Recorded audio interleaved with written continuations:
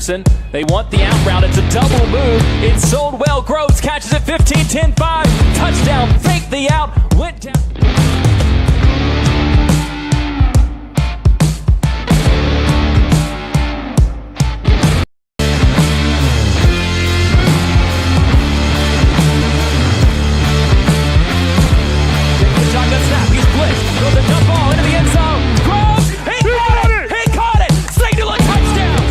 Anderson. They want the out route. It's a double move. It's sold well. Groves catches it 15-10-5.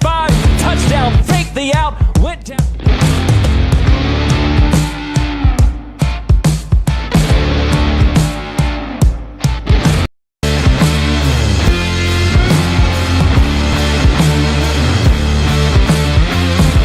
Takes the shotgun snap. He's blitzed. Throws a dump ball into the end zone. Groves. He caught it. Signal a touchdown. The handoff to Anderson. They want the out route. It's a double move. It's sold well. Groves catches it 15-10-5. Touchdown. Fake the out. Went down.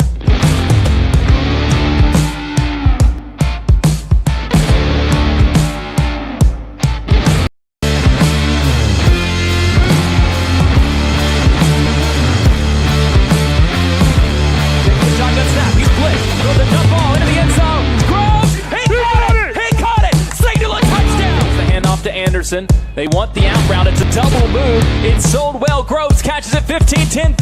Touchdown. Fake the out. Went down.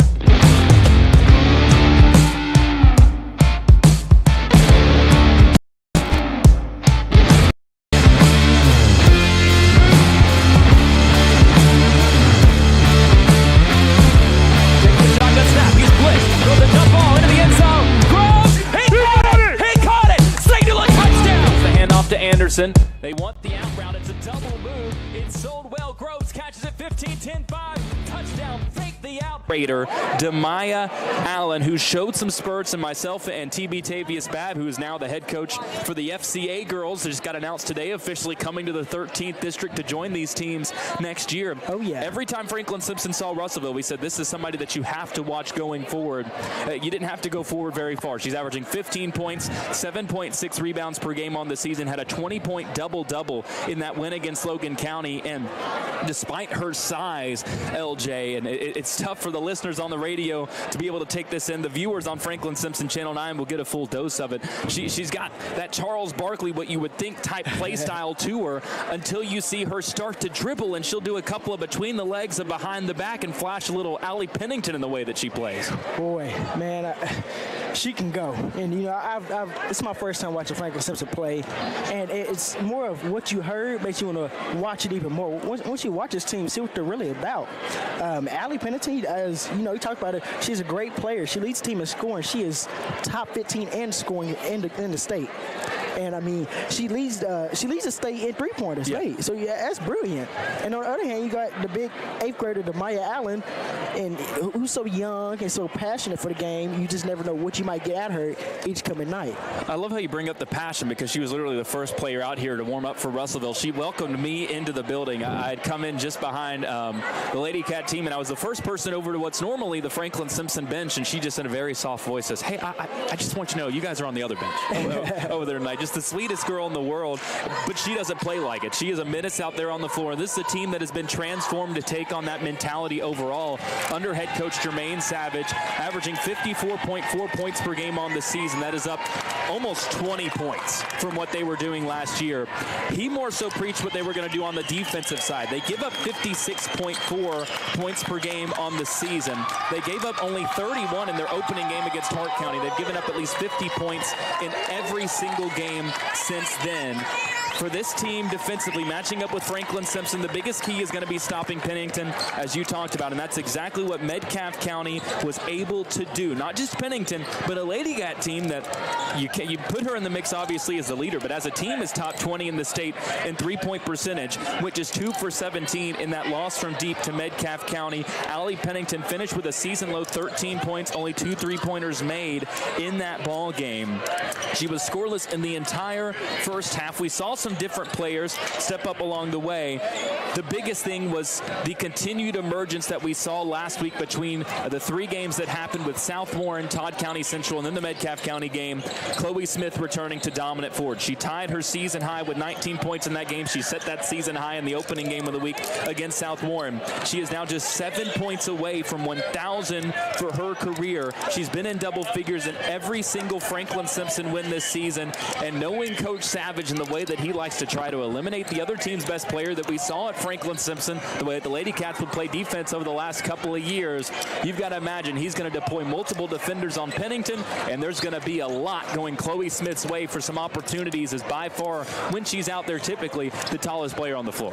Oh, yeah, definitely. And for somebody, if all the FS alumni, which I'm sure there's some on this channel tonight, if you watch Tennessee Tech and Larisha Cochran's team, it kind of reminds me of Franklin-Simpson. You know, you got a whole bunch of shooters, you got a whole bunch of guards, you got one big girl on the floor, which is Chloe Smith. So, you know, if your inside game is working out, you go to it. But if your outside game is working, like Allie Pennington, you also go to that as well. So, you know, seeing those reverse inside out, it's really exciting to see this team tonight and see what they will go to if Coach Savage does the same thing that the Metcalfe County Lady Hornets did on Saturday.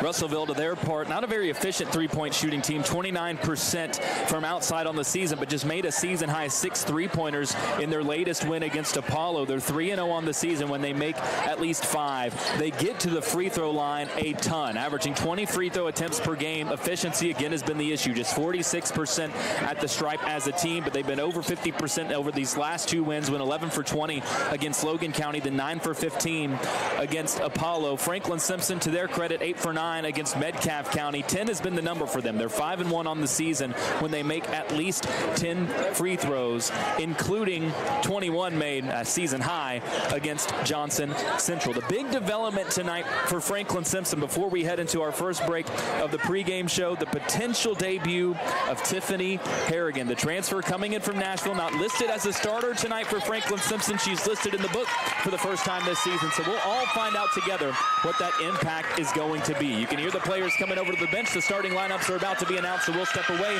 When we come back, we'll introduce them to you as well. It's Franklin-Simpson, it's Russellville. It's a doubleheader starting with the girls, and you're listening to it all here on 92.3 W.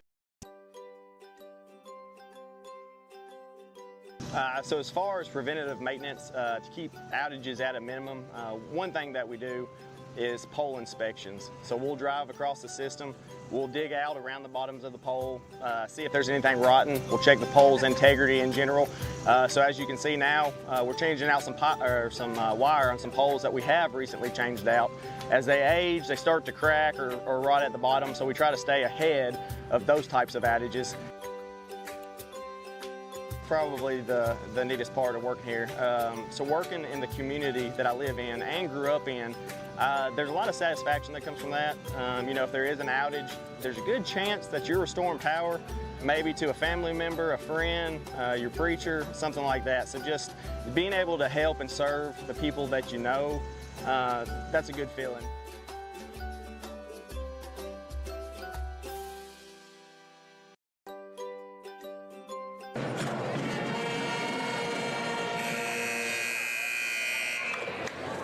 Franklin, we keep things moving, from the work trucks to the family vans. We all need a pit stop now and then. At Grease Monkey of Franklin, we make oil changes fast, friendly, and reliable for personal vehicles and entire fleets. Whether you are headed out on a road trip or making deliveries across the county, our certified technicians will keep your engine running clean and strong.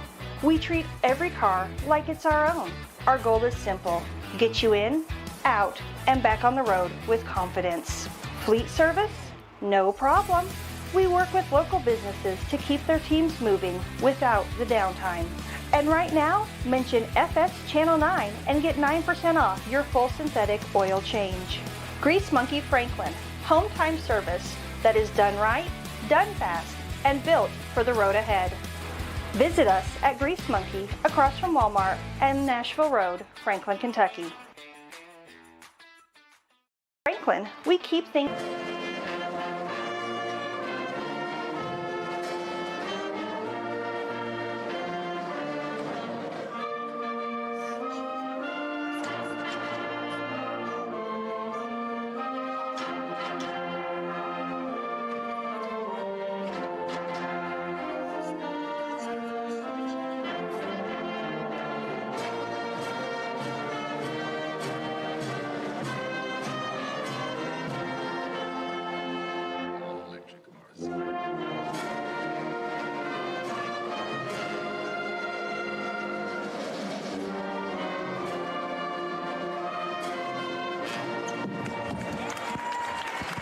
We're good when you are. The Kentucky High School Athletic Association would like to...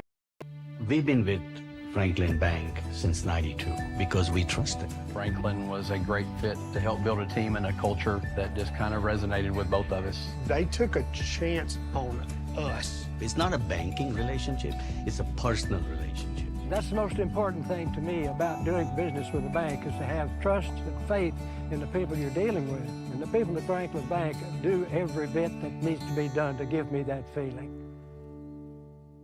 The Franklin-Simpson crowd that is entirely set up right behind us here on the floor. This court, the loudest place to be here. Phil Todd Court, named after the legendary coach who just stepped down from the boys' job coming into this season. We'll talk more about the Panthers, though, in our second matchup as the starting lineups are being announced for the girls' game. Let's dive into them well. First for Russellville, coming in at 5-4 on the season, under first-year head coach Jermaine Savage, the longtime assistant for head coach Ashley Taylor at Franklin-Simpson, inducted into the Austin Peay Athletic Hall of Fame in 2000. They have 3 guards, 2 forwards in the backcourt, 5'4" sophomore Mariah Boyd, averaging nearly 12 points per game on the season. She's their second leading scorer on the year. Joining her in the backcourt, 5'2" freshman, number 21, Mariah Merriweather. She's averaging just over 11 points per game on the season as well. Rounding out the backcourt, a familiar name, Abby Riley, the Franklin-Simpson transfer, going with Coach Savage, the sophomore, wearing number 5. She's averaging 6 points and 5 rebounds per game on the season. The front court is the same one it was last year for this Russellville team. If you tuned in, Eliza Wilson, the 5'8" freshman, wearing number 20. She on the season averaging 5 points, 4 rebounds per game. And then the 8th grade star, Demaya Allen, number 35, averaging 15 points and 7.6 rebounds per game. For Franklin-Simpson, 10-5 on the season, under head coach Ashley Taylor. In her 6th season, she's won 123 games. She has lost 32 in her coaching career at Franklin-Simpson. 89-19 against this region. She is 40-2 against this 13th district, and held Russellville to 11 points in the opening round of the 13th district tournament last year, the lowest point total ever allowed under Coach Taylor. The starting 5, the same as it was for Metcalfe County, the same as it was for Todd County Central. 3 guards, 2 forwards, the backcourt, the star Allie Pennington, the 12th leading scorer in the state of Kentucky, joined by seniors Mackenzie Taylor and Mila Rigsby. Then the front court duo, 5'10" senior Carmen Phillips, number 25, and number 15, the 6' senior, 7 points shy of 1,000, Chloe Smith, who wins the tip for Franklin-Simpson. And we're underway from Russellville High. Pennington immediately double team, throws it into the corner. Rigsby lost it out of bounds. 6 seconds in, a turnover for Franklin-Simpson. Well, we can already tell they're playing the same defense as Metcalfe County has played already.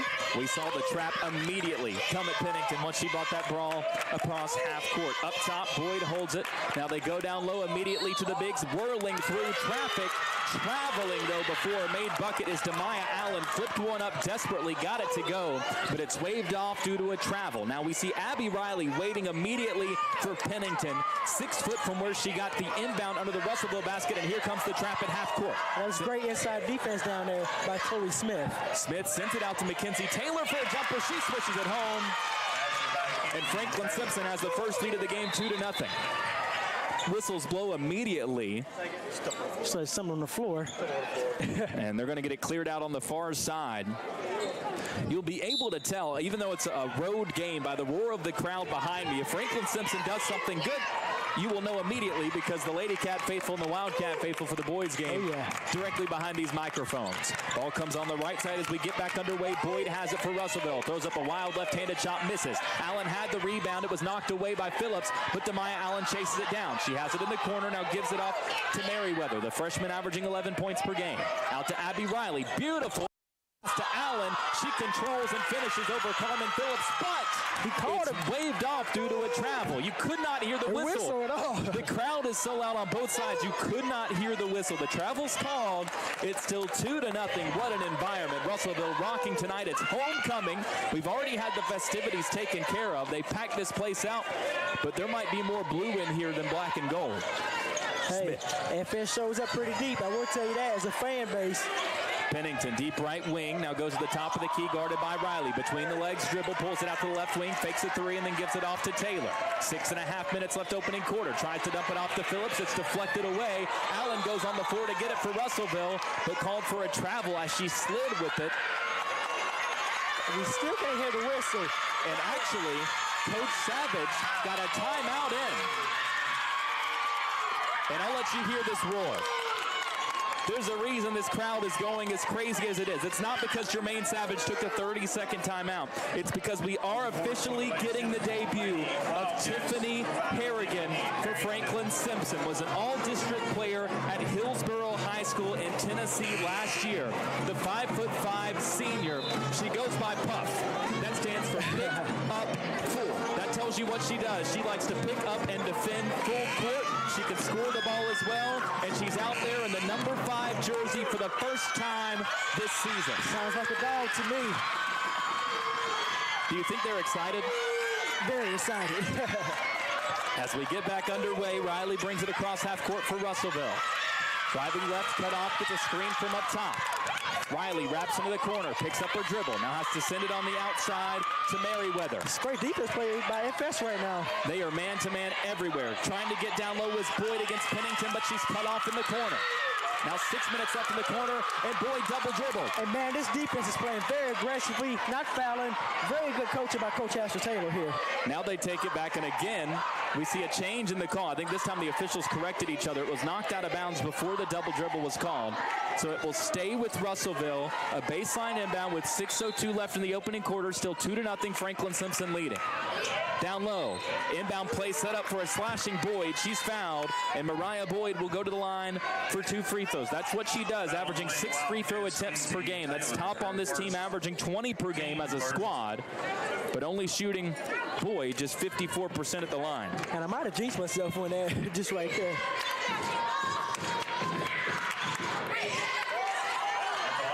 First free throw goes in for Boyd.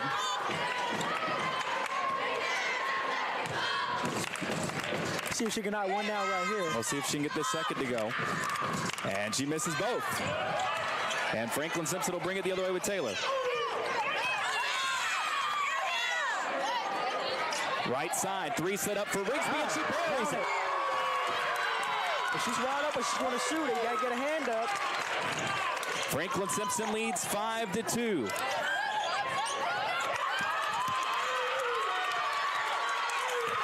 Franklin-Simpson cutting off everything defensively. It goes outside to Merriweather. She fires up a wild shot. It misses, and it goes out of bounds. Franklin-Simpson will get it back.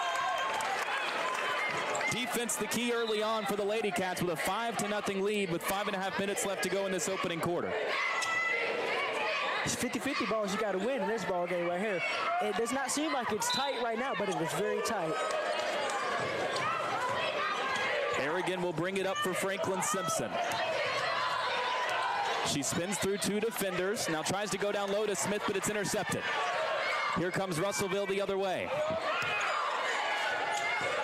Ball ends up on the baseline, holding it is Wilson, now looks outside. She's looking for any option and finally gets it off to Merriweather.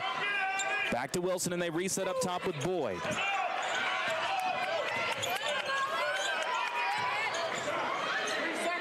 Boyd holds on the left wing. Tries to kick it inside, but it's stolen away this time by Mackenzie Taylor. Up to Harrigan, nearly lost it. Coach Savage wanted to travel, doesn't get it. And as they try to go down low to Rigsby, it's deflected out of bounds. It'll stay with Franklin-Simpson with 4:50 left in the opening quarter. 5-0 Franklin-Simpson in the lead. Mariah Boyd had a chance to score for Russellville, but missed 2 free throws. And boy, she's got those hands. She went out, she's trying to catch the football, get 1 foot in. Inbound pass comes into Phillips, now outside to Rigsby, to Smith. Free throw line, jumper, got it. Easy money. And Russellville's going to take a timeout. This one's a full. 4:44 left in the opening quarter. 7-0. Franklin-Simpson leads it over Russellville. It's a full timeout. We'll take one as well. You're listening to Lady Cat Basketball on 92.3 WFKN. We've been with Franklin Bank since '92 because we trust them. Franklin was a great fit to help build a team and a culture that just kind of resonated with both of us. They took a chance on us. It's not a banking relationship, it's a personal relationship. That's the most important thing to me about doing business with a bank, is to have trust and faith in the people you're dealing with. And the people at Franklin Bank do every bit that needs to be done to give me that feeling.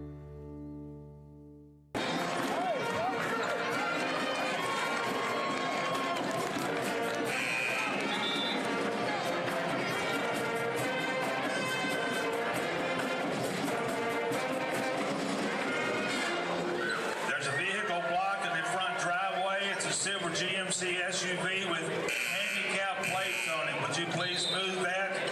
A silver GMC in the front driveway with handicap plates. You're blocking the driveway.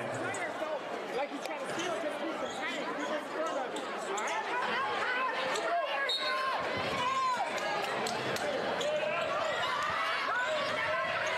Back with you here on 92.3 WFKN. We're continuing to try to figure out our audio situation. It is just extremely loud in this place as we get back underway out of a timeout. Franklin-Simpson forces a miss defensively.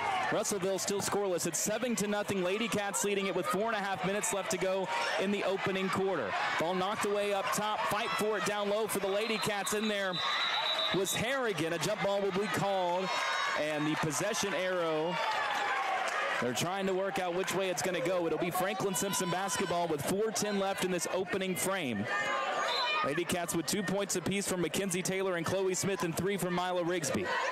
Down low, Smith gets it quickly as they set up the play off the inbound. She'll have 2 free throws. Foul on the Lady Panthers, Eliza Wilson, her first team first. So 2 free throws on the way for Chloe Smith on the season, shooting 64% at the line, averaging 13.5 points, 6.5 rebounds. She makes the first of these 2 and is now 4 points away from 1,000 for her Franklin-Simpson career.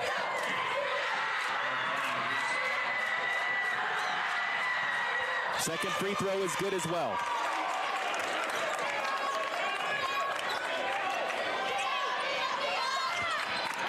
9-0 Franklin-Simpson, 3:47 left in this opening quarter. Far side ball knocked away. Mackenzie Taylor trying to save it for Franklin-Simpson, but dives out of bounds. It'll stay with Russellville.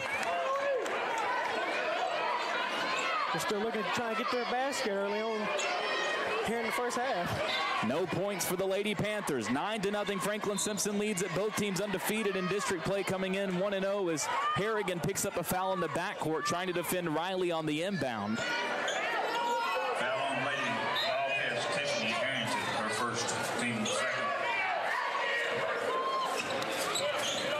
As we get back underway, Riley brings it across half court, kicks it left corner, 3-pointer on the way, misses long. Pennington with the rebound for Franklin-Simpson, splits through 2 defenders, trying to get past a third, but it goes off her leg as she was trying to get around Abby Riley. She tipped it into the knee, and it goes out of bounds on the far side of the floor. I would say back tip, that's more like a front tip right there. Either way, it worked out for Russellville, but the Lady Panthers need points. Wilson gets it up top, has it poked away. Pennington picked her pocket, ball on the floor. Then the pass deflected and stolen away by Harrington, and she's fouled. Yeah, she did. She put her hands on her. So Harrigan able to get the steal, then she's fouled, and Mackenzie Taylor will come back in as Allie Pennington gets a breather. She'll get a few more of those with Harrigan now active for Franklin-Simpson. And again, 9 points on the board for Franklin-Simpson, none of them from Pennington so far. Harrigan crossover dribble, beats a defender, leaves it off on the right block. Chloe Smith scores. She got 6. Had herself an early first quarter on this score. Smith needs 1 more to hit 1,000 for her Franklin-Simpson career. 11-0 Franklin-Simpson. Taylor deflects the pass. Allen chases it down for Russellville. Nearly lost it on the sideline. They say it's deflected out by Franklin-Simpson. And now Asia Cosby will come in for the Lady Cats. Chloe's going to have to wait to get that 1,000th point. With 2:51 left in this opening quarter, an 11-0 lead. Cosby making her 9th appearance of the year, has 7 points, 11 rebounds so far on the season as the Lady Panthers throw it away on the inbound. I don't even think Chloe Smith didn't realize how close she is to 1,000 points. Oh, she knows. Coach Taylor said she's well aware of it.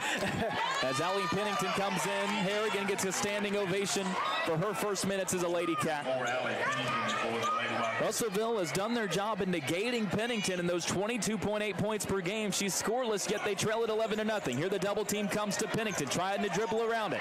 One defender falls down, now throws it up top. Harley Crafton fresh in for Franklin-Simpson. Mackenzie Taylor for a right wing 3, left short. Rebound fought 4 and 1 down low by Russellville. Mariah Boyd will bring it across half court. Gives it over to Riley. Pennington guarding her on the right wing. Back up to Boyd. Slices inside and then double dribbles at the elbow. Went to pass it. Nobody was there. Picked it up and dribbled again. And his turnovers that is killing Russellville very early on in this game. Is this a team that saw myself down by 10 at most in the game versus Logan County last Friday.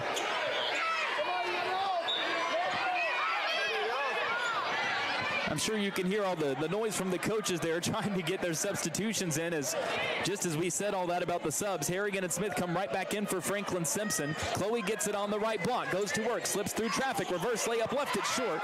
It's rebounded by Boyd, and here comes Russellville the other way. Somebody got fouled on that down low. Boyd gets it across half court after an extra pass made by Riley. 11-0, Franklin-Simpson leads inside 2 minutes left in this opening quarter. Demaya Allen gets it at the elbow. 3 defenders around her, forces up a wild shot. They'll call a foul. Believe they're going to get it on Harrigan for a reach-in. That'll be her second foul in the opening quarter of her debut. That's what happens when you haven't been out there for about a year. Oh, yeah. And Demaya Allen will have 2 free throws to try and put Russellville on the board. The first of these 2 rattles off no good. They just can't get anything to go for them right now.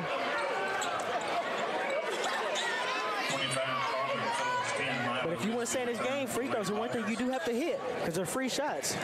Especially coming into an underdog position against this Franklin-Simpson team that has won the district every year but one under head coach Ashley Taylor, the exception when they were knocked out of the opening round of the tournament back in 2023 by this Russellville team. And they get on the board after a 6-minute and 10-second drought. The second free throw falls for Allen. 3-pointer on the way for Franklin-Simpson misses. Here comes Russellville the other way. Now it's an 11-1 game with 1:35 left in this opening quarter. Down low, Allen tries to split a double team, but won't. They'll put their ball down for you. Make a move. The crowd behind me announces the calls before I can. If you've never been to this Russellville gym, they pack the stands down right up against the benches, right straight down to the floor. There's really no space behind. As we get back underway after the travel, 11-1 Franklin-Simpson. Deep 3 from Pennington from the right wing, misses short.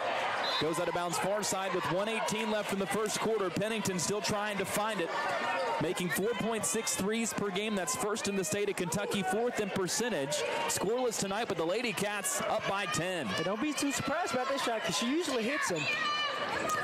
Riley holds it up top for Russellville as the Lady Panthers still looking for their first field goal. They're 1 for 4 at the free throw line as a team. Riley yelling at her teammates to move and get some kind of action going. Now it goes on the elbow to Allen.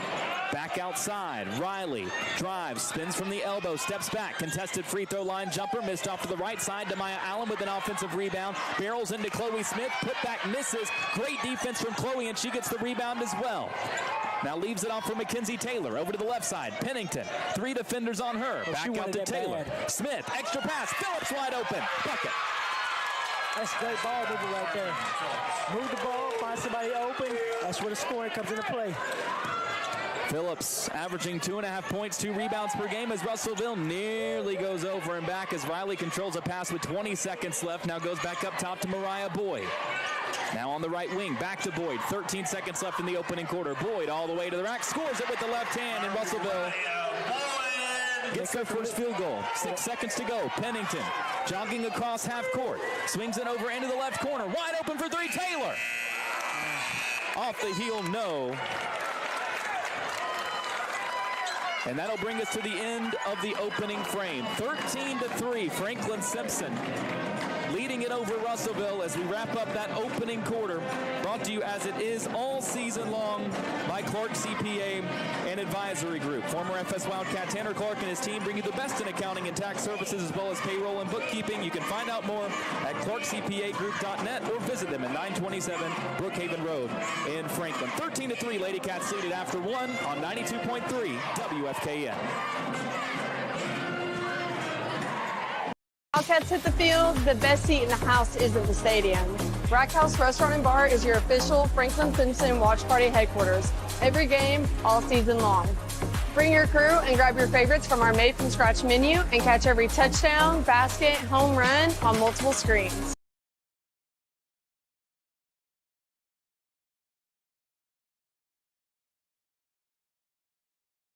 Rack House Restaurant and Bar in Franklin, Kentucky, where Wildcat Nation gathers. See you at the game, right here.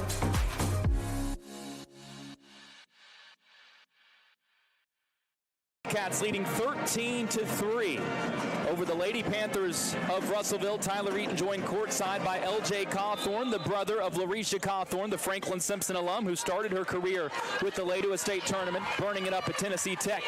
Lady Cats up by 10 as we get the quarter underway. Russellville with the first possession. Demaya Allen has it on the elbow. She's the star for the Lady Panthers. Only 1 point in that opening quarter, but they get 3 from the outside as Russellville finds just their second field goal of the game, and it comes from Aubrey Cross, who banks home a 3 to double their score. Hey, the bank is open. 13-6 now the score. Mackenzie Taylor has it up top for Franklin-Simpson. She had a couple of points in that opening quarter. Here goes Chloe Smith. Right wing to the block. Lost it on the way up with it. Lady Cats have an offensive rebound. It's saved by Dean. Outside Pennington for 3. No, but she's fouled. Allie Pennington will get 3 free throws. That's one thing you don't want to do because she's a very good free throw shooter. Team first in the quarter. Chloe Smith has 6 of the 13 so far for Franklin-Simpson. None of them coming from Pennington. As she gets on the board with the first of these free throws. And she's shooting 75% on the year. 2 of 3. Gets there, for somebody that shoots so many threes, still gets there 5.5 times per game. She's going to have 3 of them here, so that'll work towards padding that total. But the second of these 3 rattles off. Harrigan comes back in despite the 2 fouls for Franklin-Simpson. I think the goal for Coach Taylor, just get her as many minutes as she can in her first game of the season, the senior making her debut. As Pennington gets the second free throw, or the second free throw of the 3 to go, so she goes 2 for 3 at the line. It's 15-6, Franklin-Simpson leading it. Abby Riley has played every second for Russellville, as has Demaya Allen. Now it goes over on the left side, Mariah Boyd. Cross-court pass is picked off. Coming the other way is Pennington. All the way to the rack, takes the bump, and the foul will be called. 2 more free throws on the way for Pennington. She is really good at using her body to shield off the defender and absorb contact. But this was a hard fall with the collision against Allen. They're going to take a timeout, at least for a moment, to check on her. Now she's helped to her feet, and she shakes it off. As you can tell by the crowd behind us, it looks like she's good to go. Her first team second. She's going right back to the line.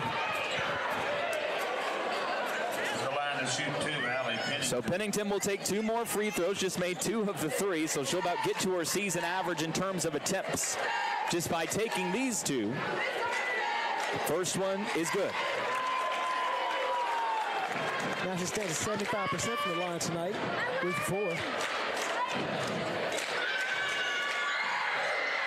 And that one rattles off, but Chloe Smith gets the offensive rebound, then had it taken away. Fight ensues as Dean was trying to rip it away from Boyd. Jump ball will be called, and that keeps it with Franklin-Simpson. Great job by Madeline Dean to come in there and force that issue. Our player of the game with her 8 points against Todd County Central in the district opener. That time just a pure hustle play.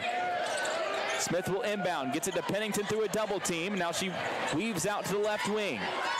Pennington drives left behind the back dribble, gets a screen from Smith, fires from the top of the key. Missed it long, and the rebound is pulled down on the far side by Russellville. And boy, she loves in one-on-one situations right there. Boyd fires for 3, pushed long as well, and it's rebounded by Dean on the opposite side. Up ahead, a dart to Harrigan, but it's deflected out of bounds, and it'll stay with Franklin-Simpson in the far side corner. Trying to see who it was that jumped up and got a hand on that for Russellville. I think it was Boyd who leapt through there and just swatted at it with the left hand to knock it away. So the Lady Cats will have to try to earn these points the hard way, leading 16-6 with 6:35 left in the opening quarter. Harrigan tries to pull from the free throw line, but has it ripped away. It was Jada Poindexter that took it from her. Poindexter, the senior, averaging 1.5 points per game. She then lost it off her knee. And Dean in another jump ball situation with Boyd. This time the arrow will keep it with Russellville, but Dean just all over the floor. I like to see the players just scrapping on the floor for the ball. You know, it's what you want to see in a game like this. So Russellville will have it on the inbound. It'll come by the Franklin-Simpson bench just to our right. They trail it by 10, 6:20 left before halftime. Abby Riley has it up top. Mackenzie Taylor guarding her. Now goes over onto the right wing. into the hands of Mariah Merriweather. Down low, they try to isolate with Wilson against Dean. She makes an extra pass to Riley. She takes a bump over 2 defenders and scores with the foul. And it must feel good against our former team right here, Franklin-Simpson, which she started on last year as well. Had 17 points and 7 appearances for Franklin-Simpson last year. She's averaging 6 points per game on the season this year for Russellville. And before she takes these free throws, a 30-second timeout is taken. 16-8 the score. Russellville had 3 points in the opening quarter. They've got a chance to have their 6th at the line here and make it a 7-point game if Riley can convert the and one opportunity. The Lady Panthers also got off to a slow start in their district opener against Logan County. They trailed it by 6 at halftime in that game before outscoring the Lady Cougars 18-4 in the third quarter to ultimately win 56-53 and get head coach Jermaine Savage's first official win as a head coach in 13th district play with the Lady Panthers. It'll be 1 free throw for Riley coming out of the timeout. Phillips, Pennington, Harrigan, Harley Crafton, and Chloe Smith, the 5 on the floor for Franklin-Simpson. Crafton averaging 2 points, 1 rebound per game. And if you missed it and you hear Tiffany Harrigan, and that's a new name to you, that's the senior transferred in from Hillsboro, Tennessee, that finally gets the green light to make her debut for Franklin-Simpson. As Riley makes the free throw at 16-9 out of the timeout, Lady Cats have it up by 7. She gets a friendly bounce off that one. Off the front of the rim and in. Now Harrigan drives in from the top of the key. Riley tries to knock away from behind. Instead it goes to Crafton. Right elbow jumper. Pushed long. Smith with the offensive rebound. Putback misses as well. You could tell the adrenaline was pumping. Oh, yeah. She felt it. She knows how many points she needs for 1,000. That number being, well, 1. On the opposite block, Wilson open for Russellville. Doesn't shoot it. Instead goes down amongst the trees. Then fires. Misses. Demaya Allen pulls down an offensive rebound. She's fouled on the floor. Was tied up between Crafton and Smith. They'll get the foul on Harley Crafton. Got a hand in there. There's just 2 players trying to get the ball from Allen. Allen averaging 7.6 rebounds per game on the season, has had a couple of double-doubles. Left side, inbound play was perfect, but the short shot was missed by Wilson off the glass. Allen and Smith fighting for it again. This time, the jump ball will be called, and the arrow will send it to Franklin-Simpson with 5:33 left before halftime.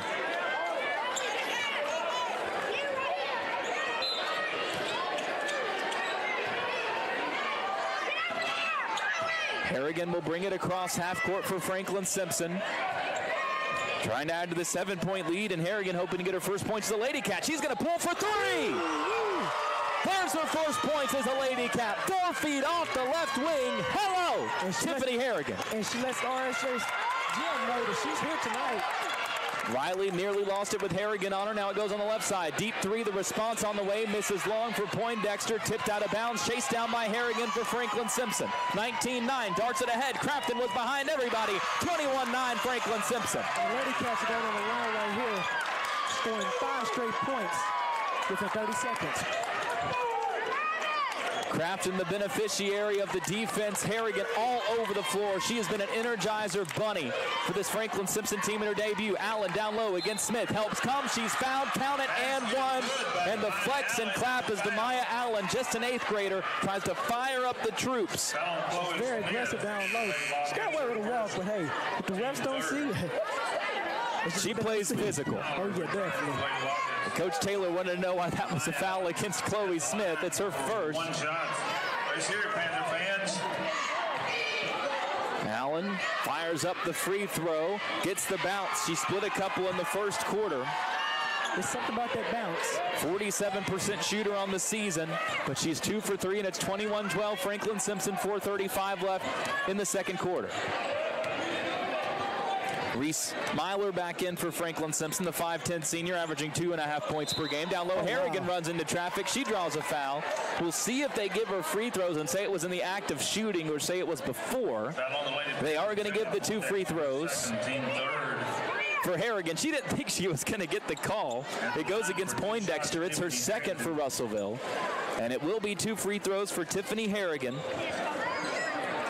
the all-district player at Hillsborough High School in Tennessee last year, makes the first of the 2 free throws.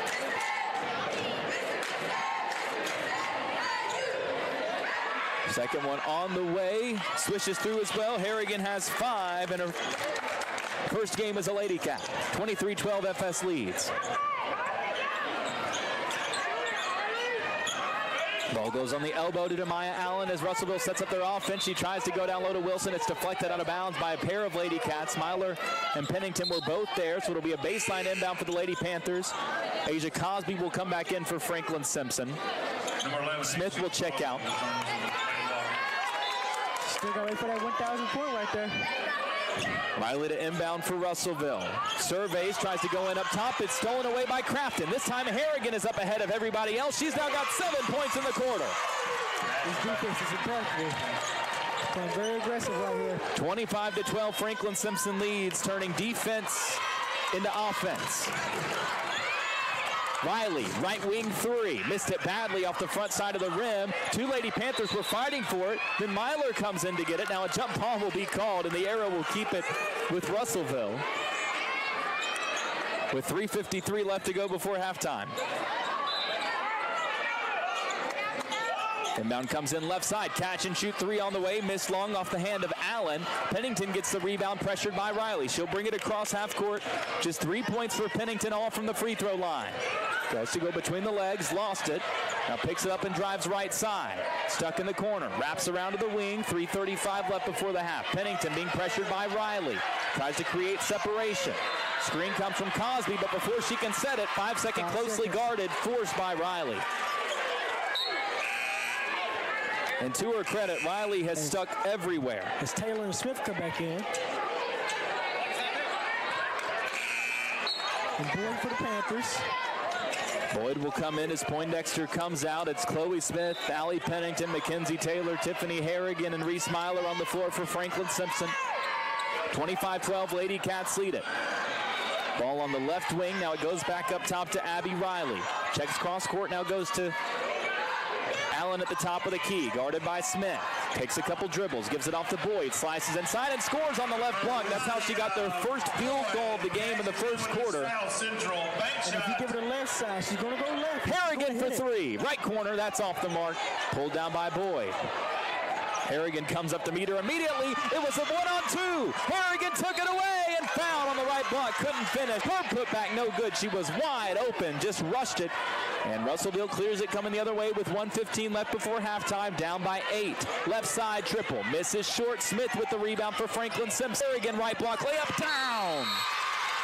A full timeout by the Lady Cats. Taylor calls the timeout with 1:06 left in the opening half. 29-19, Franklin-Simpson leading this ball game thanks to 11 second quarter points from the debuting Tiffany Harrigan. You're listening to Lady Cat Basketball on 92.3 WFKN. All right, we can do a minute here.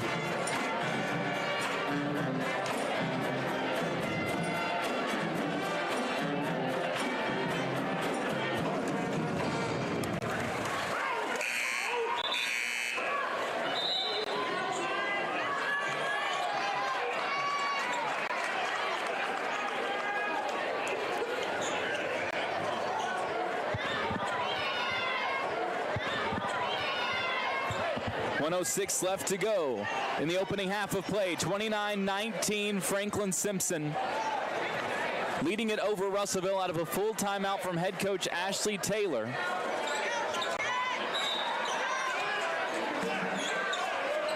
Lady Cats with 11 points in this quarter from Tiffany Harrigan, the debut for the senior from Nashville.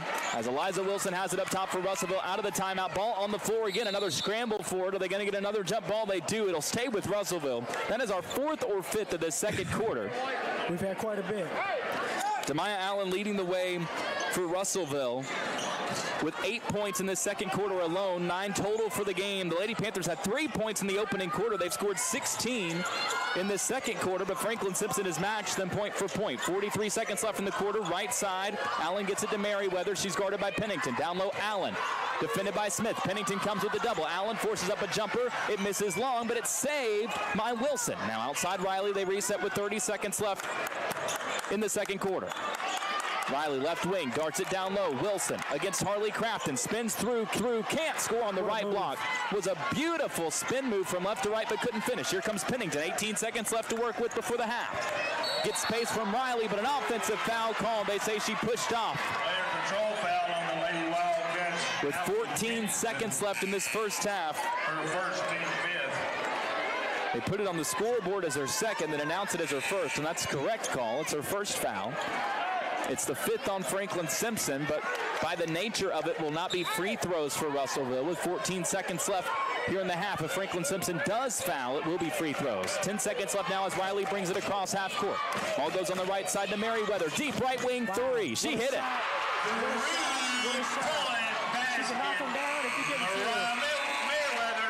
29-22.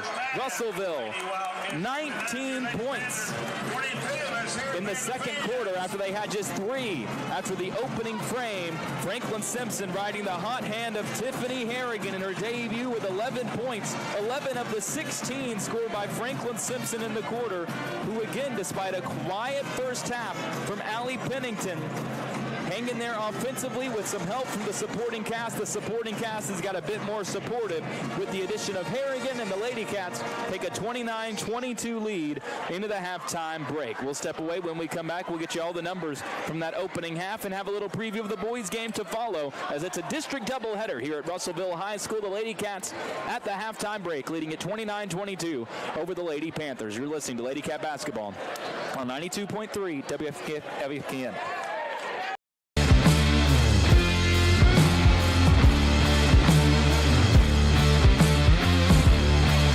Snap, he's blitzed, throws a jump ball into the end zone, Groves, he caught it, singular touchdown! The handoff to Anderson, they want the out route, it's a double move, it's sold well, Groves catches it 15, 10, 5, touchdown, fake the out, went down.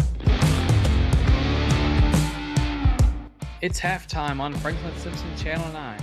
Halftime is sponsored by Grease Monkey of Franklin, as well as Franklin EPB Fiber. In Franklin, we keep things moving. From the work trucks to the family vans, we all need a pit stop now and then. At Grease Monkey of Franklin, we make oil changes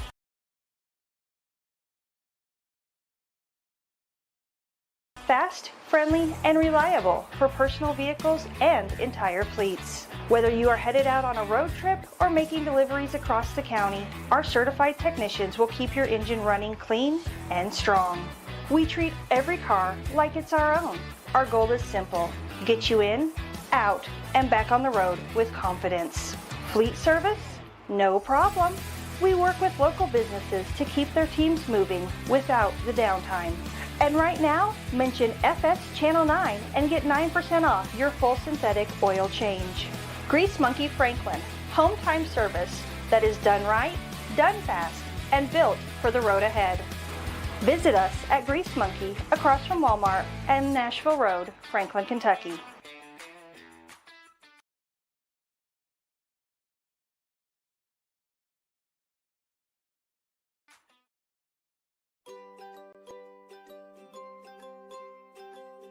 Well, we're right here. We're in town. If somebody has an issue, we're there either that day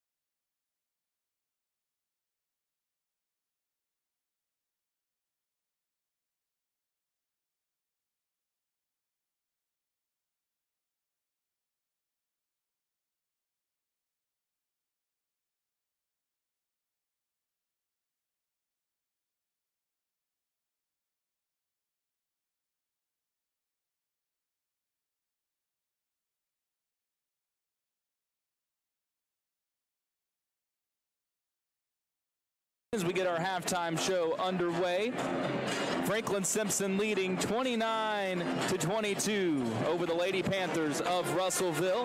Appreciate you joining us, whether it's on the radio on 92.3 WFKN, online if you're watching along on Franklin-Simpson Channel 9. You may be tuned in on the WFKN app or on the WFKN website, 923WFKN.com, wherever it may be. We appreciate you tuning in. Franklin-Simpson, it's a boy-girl doubleheader tonight. The girls getting things started on a homecoming Friday night for Russellville, trying to play spoiler on both sides. The Lady Cats off to a good start, leading at 29-22 behind 11 first half points, all in the second quarter for Tiffany Harrigan. I'll mention this a few times if you've been with us for the entire broadcast. It'll probably get old to hear it, but just want to make sure as people trickle in, they get familiar to Tiffany Harrigan's name. It's a new one if you're listening or watching Lady Cat basketball for the first time. 5'5" senior is Harrigan, was an all-district player at Hillsborough High School down in Tennessee, has been with this Franklin-Simpson team all season long, but the waiver had not been approved for her to play. That finally happens this week. She's cleared to go, gets the green light, and comes out and puts up 11 points in the second quarter, coming off the bench in this game for Franklin-Simpson. But Coach Taylor has played her in the minutes of a starter, has basically taken the point guard spot for the Lady Cats while she's been out there on the floor, and there has been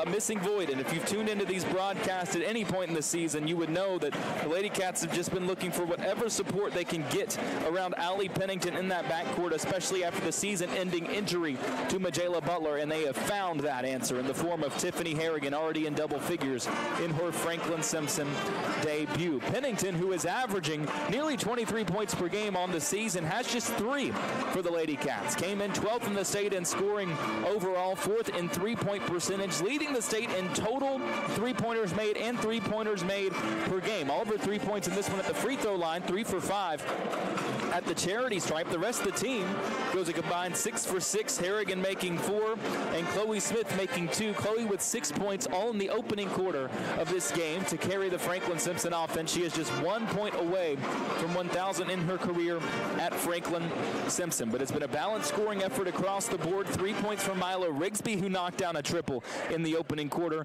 2 points apiece from Mackenzie Taylor, Carmen Phillips, and Harley Crafton rounds out the scoring for the Lady Cats, who go 9 for 11 at the free throw line as a team. They make 2 3-pointers in the opening half. After the last 2 games, all 6 of their makes from three-point range coming from the hand of Allie Pennington. She makes neither of the first half threes for the Lady Cats, who again, in spite of all of it, have a 7-point lead at the break over this Russellville team led from 9 points by Demaya Allen, averaging 15 per game on the season, had 20 in their district opening win against Logan County to go along with 12 rebounds. I don't have an official rebound tally for her, but she's going to be approaching a double-double with the way that she's been pulling them down, especially on the offensive boards tonight.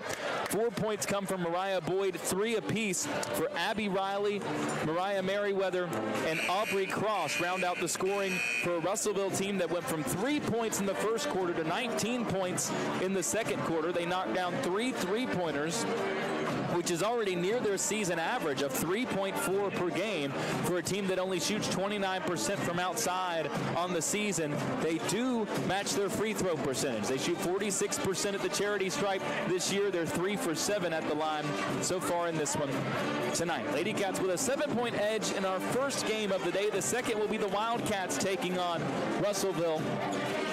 That a matchup of a Wildcat team that is 1-0 in district play. The Panthers 0-1, but much turned around from what we've seen not just last season, but a really rough stretch for the Panthers, who used to be one of the premier programs in this state overall. They were 7-time 13th district champions from 2000 to 2014, a stat that I referenced a couple of times. If you go back to the region tournament the last 2 years, the last team not from the 14th district in Bowling Green to win this region, Russellville, 2000 and 2001. They won this region, and they did it if you go back to 1998 as well. The Panthers 11-5 this season after going 56 and 154 over the last 8 years. Those 11 wins already more for any team for Russellville since the 2016-17 team when they had Pedro Bradshaw racking things up for a few years here in RVK Town. LJ Cawthorn with me. Was here at Russellville, came to Franklin-Simpson with Larisha Cawthorn to see everything the Lady Cats did. You know the tradition that this program has and the task that Trey Tinsley inherited, bringing Hall of Famer John Tinsley, his dad, with him. The turnaround they've done in year one. We talked about what Jermaine Savage has done with these Lady Panthers. What Trey Tinsley and John Tinsley have done with the Panthers has been beyond impressive. It definitely has. These guys are, I would say young, but they're not young anymore because it's crazy how much they've grown. But, see these players not play as much when they were younger, and now you're seeing them, you can tell how much they've, grown, even being, on the bench, things like that. New coach, I feel like it's just a new coach era. So for both Russellville Lady Panthers and the Panthers, the new coach era is what's got a big effect on this team and how they've been playing recently. And they've got a lot of players that feel young but technically aren't young because they've been on the floor a lot. Right. As we get, except for the second half, we got about 30 seconds left to go before we get the second half underway. When you go through this Russellville Lady Panther roster in particular, there are 2 seniors, 1 junior, and then every other player on the roster is an underclassman, and only 3 of those are even sophomores. There are so many freshmen and then a couple of 8th graders, one of those being their leading scorer and rebounder in Demaya Allen. We talked about this in the pregame show if you weren't with us, or you might not have been able to hear us as we were going through all of it. What Russellville has done this year with so many of the same pieces from the same team that went 1-26 last year, incredible. But the Lady Panthers with work to do as Franklin-Simpson has a 29-22 lead and the ball as we get the second half underway. The Lady Cats in base black uniforms with blue and white stripes down the side. Lady Cats written across the front in blue, outlined in white. Russellville in the base white uniforms, gold numbers with black and gold stripes down the side. Pennington brings it across for Franklin-Simpson, now sends it over to Rigsby on the right wing. Mila puts it on the floor. Harrigan gets the start in the second half for Franklin-Simpson. She has it on the right wing, tries to go to Pennington. She just lost it. Rigsby, though, collects it and they'll reset. Pennington, Harrigan, down low. Smith, one dribble, fires, pushed it long. Phillips's putback is blocked from behind by Riley, and Abby Riley has the rebound, too. And she wants that 1 point just bad, and it's coming close. She knows it is. Demaya Allen, top of the key 3, tried to bank it, missed it long. Harrigan with the rebound. 3-on-1 for Franklin-Simpson. Harrigan drops it off on the left block. Rigsby, one more to Phillips. She traveled before making the layup. No!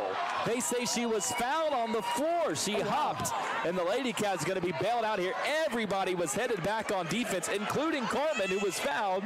But Franklin-Simpson will get another possession as Coach Taylor and Chloe Smith talking. I think Coach Taylor just wants her to get this bucket out of the way so she can calm down and get that out of her mind. Pennington to inbound, gets it into Harrigan. Now Smith flashes down low. Chloe Smith, 1,001! Way to go, young lady. And she's been fighting for that all night.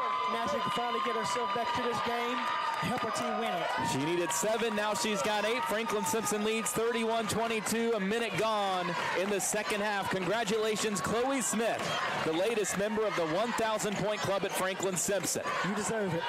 Abby Riley has it up top for Russellville. 31-22, Franklin-Simpson leads.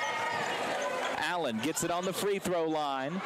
Checks both ways, now pulls a deep 2, rattles off no good, and Harrigan pulls down the rebound. Harrigan driving down the left side, cross court Smith, left block, fader, misses long, and it's rebounded by Wilson for Russellville, off to Riley. Operating quickly, Rigsby falls down far side, numbers, wide open 3. Misses long, and it's pulled down by Pennington.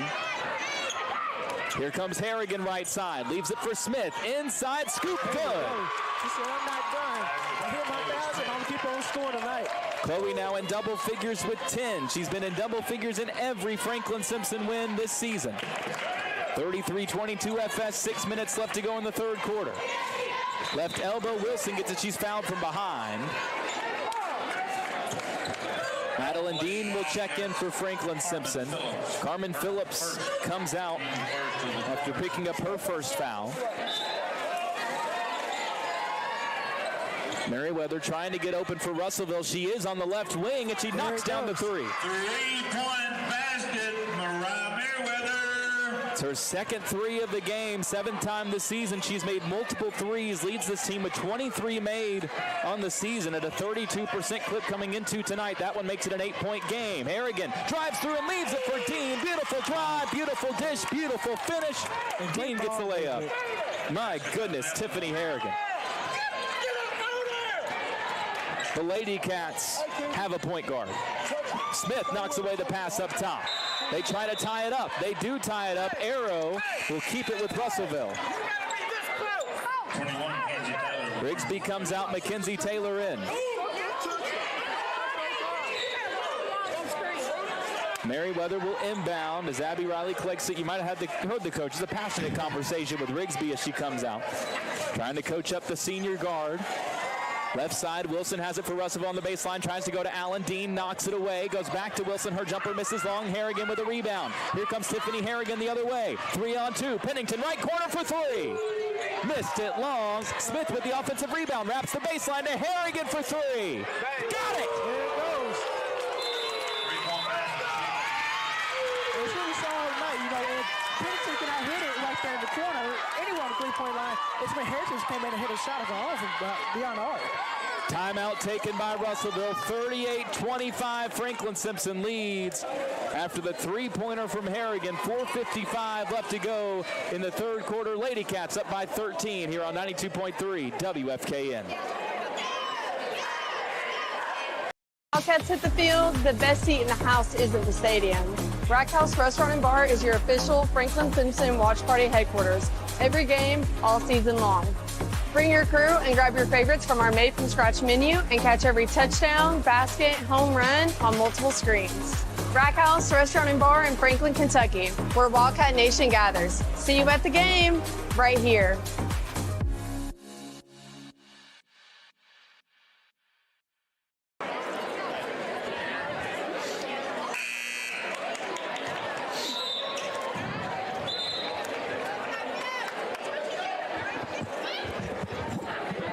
Which one is you, B. Davis? Is your water back there? Which one? Yes, sir. Which one is yours? I don't have one. Oh, you don't have one? Okay. That's cool.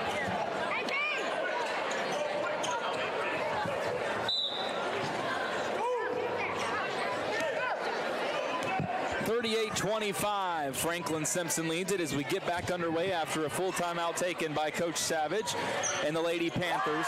Lady Cats with a 13-point edge.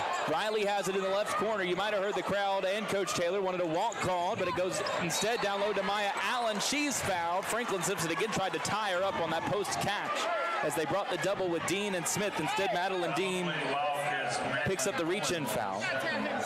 And Maya Allen will go to the line for 2 free throws, looking for her first points of the second half. They've scored just 3 in the quarter so far. Franklin-Simpson up 38-25 as the first free throw good for Allen. She's now in double figures with 10, the 7th time she's scored in double figures this season. In just now the 10th game of the year, second free throw misses long. Harrigan chases down the long rebound, tries to fire it up to Pennington, into trouble. She comes up from behind to try to rip it away from Merriweather, who picked up the pass, and Allie picks up the foul in the process. That's a play right there. You just got to bring the ball on down. You're wide open. You got to bring it on down. Harrigan likes to make those long passes. It's a trait she shares with some of the Lady Cat backcourt from last year. Vanessa Ray liked to fire those down. Yes, she did. 38-26. Allen gets it on the left elbow. Double team comes. She spins left through it, missed the layup short, and Chloe Smith gets the rebound for Franklin-Simpson. She's fighting for it. And the foul will be called on Jada Poindexter. That's her third. Every rebound for either team. Immediately the guards are coming in to try and tie it up. As Pennington will walk it across half court with 3 points, but a 12-point edge for the Lady Cats. Allie's been great defensively in this game in particular. Double team comes her way. Now it goes to Harrigan. Left side, Taylor to Smith. Tiff Harrigan, left side three. There it goes again. Oh, yeah! And man, she has that girl can shoot. If she wants it, she can have it tonight, and she smiles, nodding, as she comes across half court to pick up Abby Riley. 41-26 FS leads, 3:45 left in the quarter. Riley to the rim, contested layup misses. Rebound pulled down by Poindexter. Smith knocks it away from her. She got it back, then Taylor tried to take it, and Mackenzie Taylor is called for the reach-in foul. That's her third. It'll stay with Russellville for a baseline inbound underneath their basket with 3:37 left in the quarter. Allen gets the inbound to the corner. Looking down low, Riley trying to post on Harrigan. Can't get it. Now throws it away. It's picked off by Pennington. Pennington, full head of steam to the rim. Left block, foul. That'll be the 4th on Poindexter. And 2 more free throws for Allie Pennington. She's 3 for 5 at the line tonight. And she'll go to the line for number 10-7.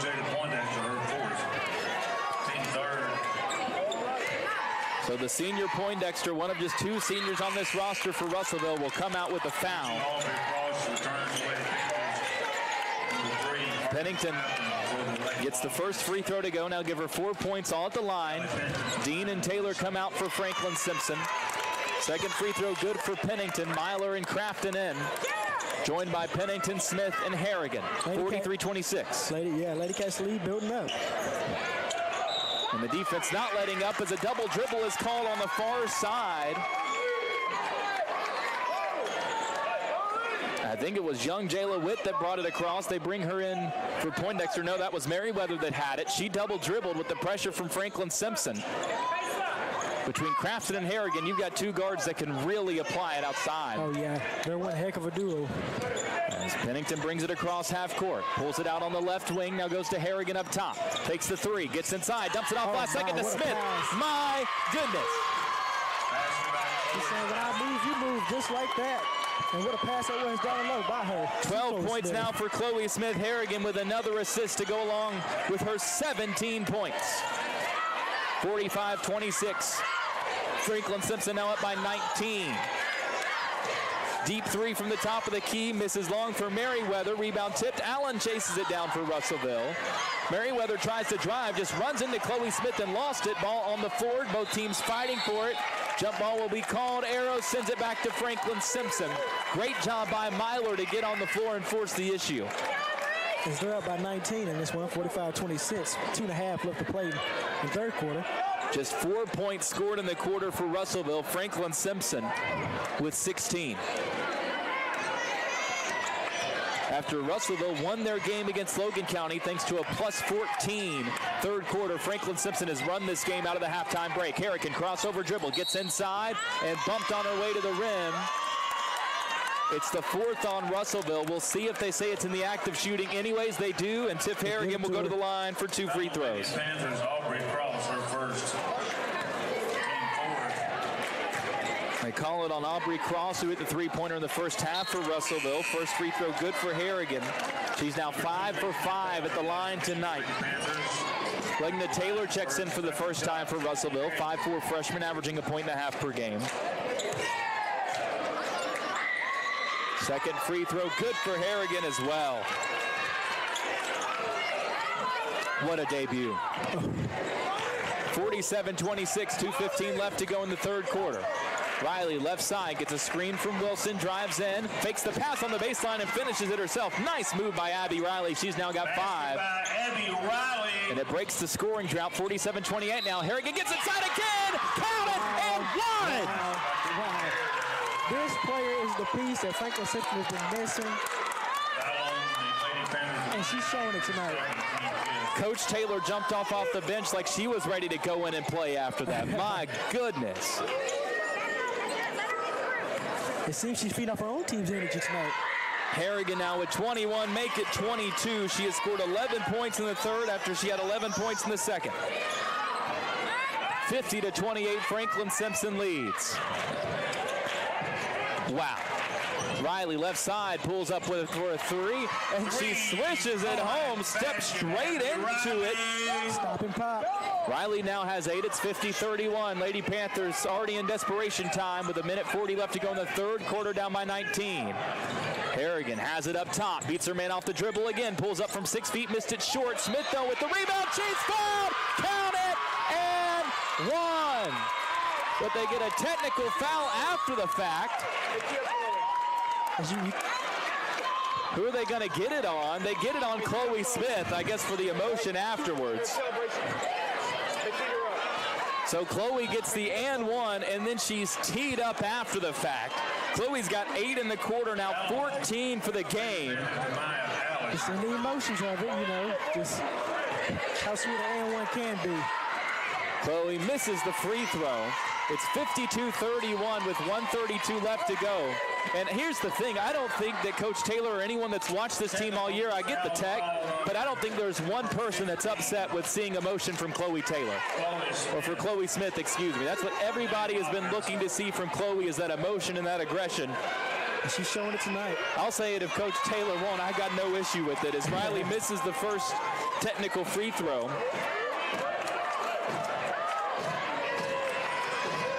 As the second one is on its way, it misses as well. She goes 0 for 2. Well, I'll quote my favorite prophet, Rasheed Wallace. Ball don't lie. No. 52-31, Franklin-Simpson up by 21 with 1:32 left in the third quarter. What a quarter it's been. The Lady Cats with 23 points. And you know, it's a very emotional game, so it's going to be times like that when you celebrate. And that's just, you know, an act of emotions. District rivalry game. Coach Jermaine Savage on the other sideline as a left side elbow jumper misses long for Taylor. Here comes Franklin-Simpson all the way to the rack. Missing it long is Harrigan. First real miscue she's had in this one. Had her head down laughing after the fact. Rebound knocked out of bounds. It will stay with Franklin-Simpson. Myler did a good job to force that issue. As I was saying, say her name. We've been saying it all night. Smith gets the inbound in the corner. Now Harrigan pops out to get it top of the key. Pennington flares off a screen. Instead it goes to Chloe Smith. Right-handed hook shot. Chloe Smith has 10 in the quarter.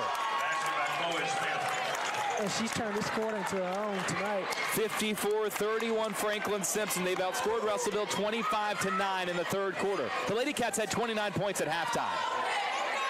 Riley up top, lost it off the pass initially from Allen, chased it down, then Harrigan took it away from her. Harrigan knocks it away from another player, and then Coach Taylor gets a timeout with Harrigan on the floor with it. She stole it from two different players in one sequence. Then I will say this, before Coach Taylor called the timeout, Tiffany then tried to pass it to Coach Taylor, who was coming down to call the timeout. Like I said, she's ready to get in this game and play. I don't know when she call the timeout, when she coming to play. Hey, she can do both. 45 seconds left to go in the third quarter. 54-31, Franklin-Simpson leading it over Russellville. Again, 25 points scored in this quarter alone. 21 of them have come from the combination of Chloe Smith and Tiffany Harrigan. And you would have never guessed coming into the last couple of weeks that Franklin-Simpson could have 55 points on the board with only 5 of them coming in a game from Allie Pennington. She's going to get hot. She's going to get hurt. She is going to return to form. I have absolutely no doubt about that. We've seen it. We know what she is. She's the closest thing the state has to Caitlin Clark. You combine that with Tiffany Harrigan now, and this team is special. And they've put that on full display as I think there was a spill by the Russellville bench they're wiping up before we can get back underway.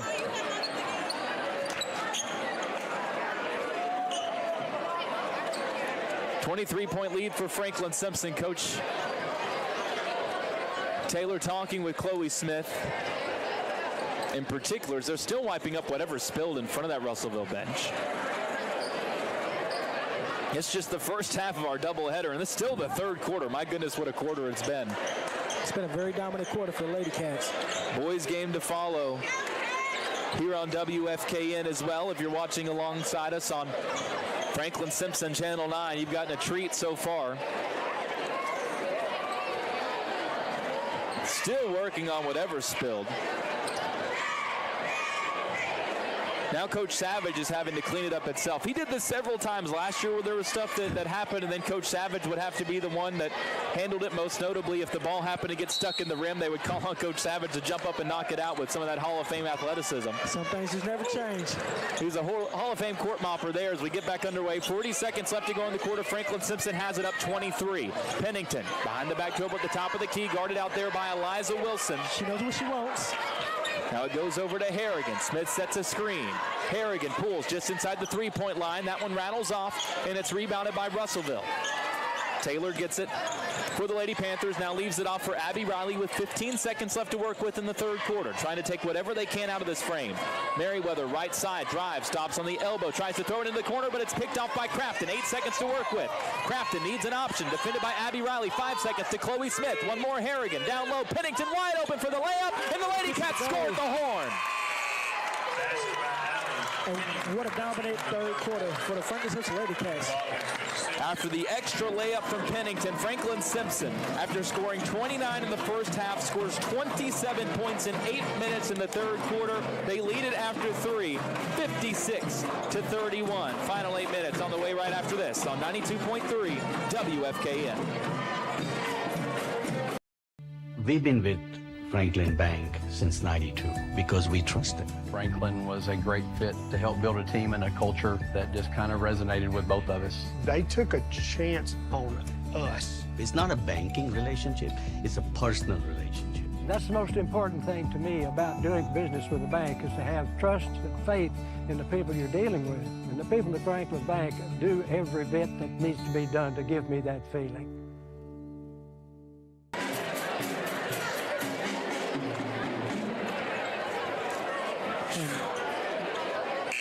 BG and South Warren, 9-point game.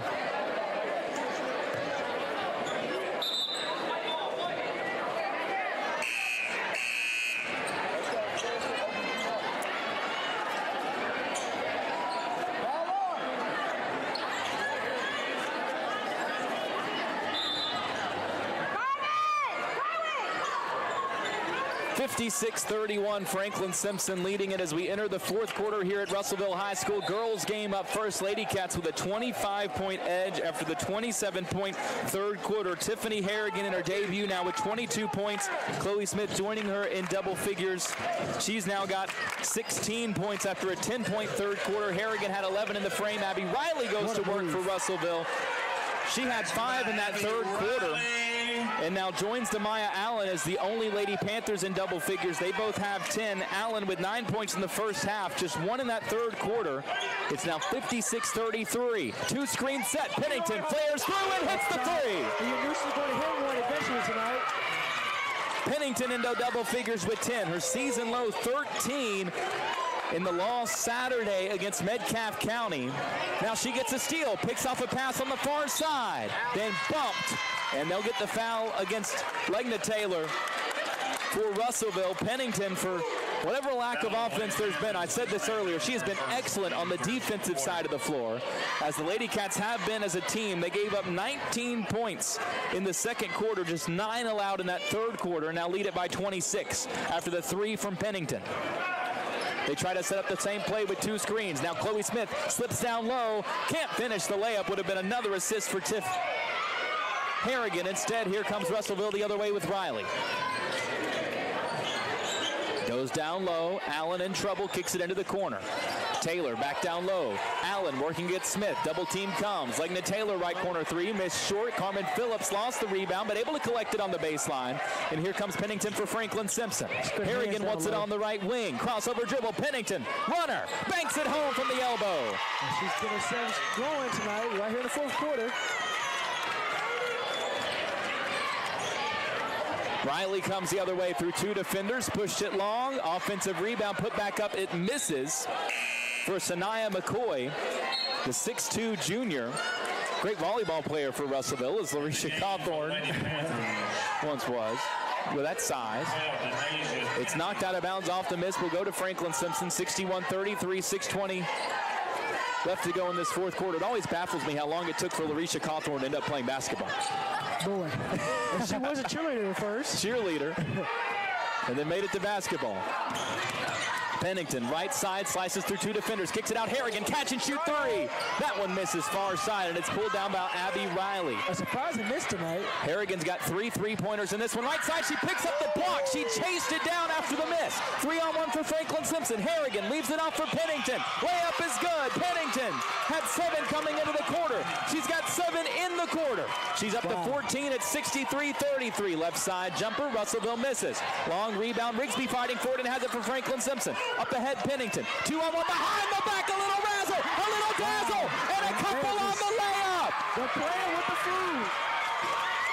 And what they say, wild animals, wild cats play the food before they even eat it. That's what Franklin-Simpson's doing right here in the fourth quarter with 5 minutes left to play. You can't hear yourself thinking here. 65-33. Jumper misses short. McCoy gets the offensive rebound, misses, then gets the putback to go, count it, and the foul. That'll bring the Franklin-Simpson crowd down for at least a moment. 65-35. The behind-the-back pass from Pennington to Harrigan. Wow. Don't worry about if you're listening on the radio if you didn't get to see it. Just check the WFKN Facebook page tomorrow. It'll be up there, I promise. That is definitely a top play for tonight. As the Lady Cats empty out half of the players on the floor. Harrigan and Pennington stay in with Mackenzie Taylor, Asia Cosby, and Madeline Dean. Dean gets the rebound off the missed free throw from McCoy. 65-35 with 5 minutes left to go. Taylor to Pennington. 2 defenders on her, now brings it out deep on the left wing. Isolated on Riley, behind the back dribble on the left wing. Steps back to the top of the key, crosses over, drives inside, throws up a wild shot, couldn't bake it in. Well defended by Riley, it's rebounded by McCoy, but Pennington takes it away. Wide open right corner 3. Missed it long, and here comes Russellville the other way. Now, it's kind of hope we get 6-7. That's what everybody goes crazy about right here. All the Lady Cats need is a 2 for it. Right corner 3, misses short for Russellville. Here comes Pennington the other way. Harrigan to her right. Will she go behind the back again? She'll keep it for the runner. Missed it short, but Harrigan gets the rebound, and she'll go to the line for 2 free throws. She's going to the line for 2. If you watch women's college basketball all during the year, you know that 6-7 is a big thing right here in this game. A timeout will be called. It's a full timeout. We'll take one as well. 4:28 left to go in the ball game. 65-35. Franklin-Simpson leads it on 92.3 WFKN. Franklin, we keep things moving. From the work trucks to the family vans, we all need a pit stop now and then. At Grease Monkey of Franklin, we make oil changes fast, friendly, and reliable for personal vehicles and entire fleets. Whether you are headed out on a road trip or making deliveries across the county, our certified technicians will keep your engine running clean and strong. We treat every car like it's our own. Our goal is simple: get you in, out, and back on the road with confidence. Fleet service? No problem. We work with local businesses to keep their teams moving without the downtime. And right now, mention FS Channel 9 and get 9% off your full synthetic oil change. Grease Monkey Franklin, home time service that is done right, done fast, and built for the road ahead. Visit us at Grease Monkey across from Walmart and Nashville Road, Franklin, Kentucky.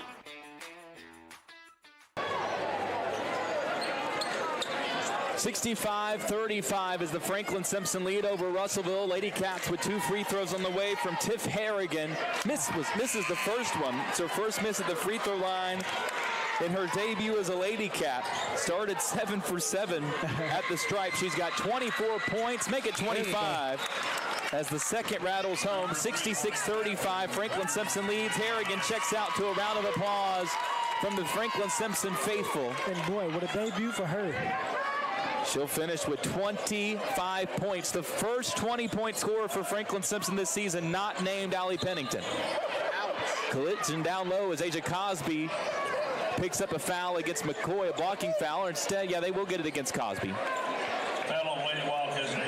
It's Cosby, Harley Crafton, Madeline Dean, Pennington, and Mackenzie Taylor out there. Off the inbound, player falls down for Russellville after catching it, so Franklin-Simpson will get it back after the turnover. That Denasia Kennedy, the 5'4" freshman, averaging a point per game. Lady Cats have it up 31 with 4:10 left to go. Pennington operates out of the point, gives it over on the left side to Taylor. They set an off-ball screen for Pennington. Instead, Cosby goes all the way to the rim, has it blocked by McCoy. There's that 6'2" length, was able to swat it away at the rack. Right side drive, cut off by Mackenzie Taylor. Now it goes outside. Lignan Taylor wraps around, floats it up from 10 feet, push long, rebound tipped out. Mackenzie Taylor chases it down for Franklin-Simpson. Harley Crafton was ahead of everybody, but nobody saw her, and instead it goes to Pennington. Behind the back dribble at the top of the key. Drives, cut off, spins back to her right, all the way inside, floats back, fade away over 2 defenders, push long. Asia Cosby with a rebound, and Asia Cosby will have 2 free throws. Lost her glasses. Madeline Dean picked them up and faked like she was going to put them on for a second before giving them back. Like I said earlier, 6-7 is still hopeful. The 12-year-old beside me, and L.J. Cawthorn, is cheering for the 6'7" with everything in his body. As the first free throw is good. 6'7", she gets it. As you hear, everybody that knows this Bible TikTok behind us going crazy. And everybody over the age of 40 listening and watching with us, I'm with you. I'm in solidarity. I'm not quite as old as you, which means I'm not quite as wise as you, but I understand. 67-35 as the second free throw no good, and McCoy gets the rebound for Russellville. Pennington likely to check out at the next dead ball as Rigsby is set to check in for Franklin-Simpson. Left side three on the way for Russellville. It misses short off the hand of Aubrey Cross, but an offensive rebound keeps it alive for the Lady Panthers. Poindexter has it on the right wing, not across. Now they go to McCoy at the free throw line. Turns and fires from 8 feet, pushed it long. Rebound again, going to keep it with the Lady Panthers as Poindexter chased it down, and then she's fouled. Both teams now with 3 fouls in the quarter. That one goes against Madeline Dean, was going for what would have been her third tie-up of the game. As Rigsby now will check in, Reese Myler will as well. And it will be Pennington and Dean that call it a night for the Lady Cats. Pennington finishing with 14.7 as the nail in the coffin in this fourth quarter. McCoy wraps around and can't finish from the right block. It's tipped out by Rigsby. Whistle blows and it'll stay with Russellville. They're going to get a foul on Rigsby going for the rebound. So the Lady Panthers in the bonus for the final 3:05 of this game. Franklin-Simpson leading it with this game well in hand, 67-35. Jump shot off the inbound, misses for McCoy. Ball on the floor once more. Crafton has it for Franklin-Simpson. It's knocked away, and Russellville gets it back. They're hustling. Letting it Taylor. Her three misses long. A foul called going for the rebound. That one will be against Russellville, and the Lady Cats will get it back as McCoy picked up the foul going for the board for the Lady Panthers. McCoy, her first. Team fourth. Coach Taylor directing these girls to play on, wants them to use this time for some good experience as Taylor gets it on the left wing, goes to Cosby at the free throw line. Surveys, tries to go down low, Crafton, it's tipped, but Harley chases it down right corner. They leave her alone for three. Missed it off the backside, but it's poked out. Myler able to keep it alive with the offensive rebound.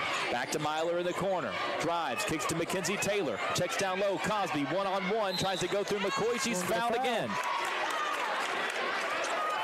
For a player that's, 6'2", just put your hands up. Good experience for the sophomore Asia Cosby, 5'10", making her 9th appearance of the season now with 8 points after splitting the free throws earlier. She's 4 for 6 at the free throw line this season. Spins it, takes 4 dribbles, bends, fires, and misses the first of these two with the clock frozen at 2:29 left to go. Couldn't get the bounce on that one. Hasn't been as friendly to Franklin-Simpson as it was for Russellville on those bounces. Second free throw all the way around, and that time it falls. Just a friendly little drop in there. I think that rim heard you. I know, right? 68-35 now. Franklin-Simpson leads, 2:25 left to go in the ball game. Cross corner pass, it's stolen away by Myler. Leaped in the air and took it away. Brings it into the front court herself, now leaves it for Rigsby. Taylor is wide open on the left side. She'll step in, try a 12-footer, and swish it home. 70-35, Franklin-Simpson leads it with 2:05 left to go. Poindexter goes to McCoy at the free throw line, goes into Cosby, fires that up with the right hand from 4 feet, missed it, but an offensive rebound and a foul called as Kennedy tried to go up for the putback, and she'll go to the line for 2 free throws. The foul called against Myler. 2 free throws on the way for Denasia Kennedy. Lady Panthers with just 4 points in this fourth quarter. With 1:51 left to go in the game, first free throw misses. Lady Panthers with the massive comeback win over Logan County to open district play with a shocking win. Off to a 5-4 start, will fall to 5-5.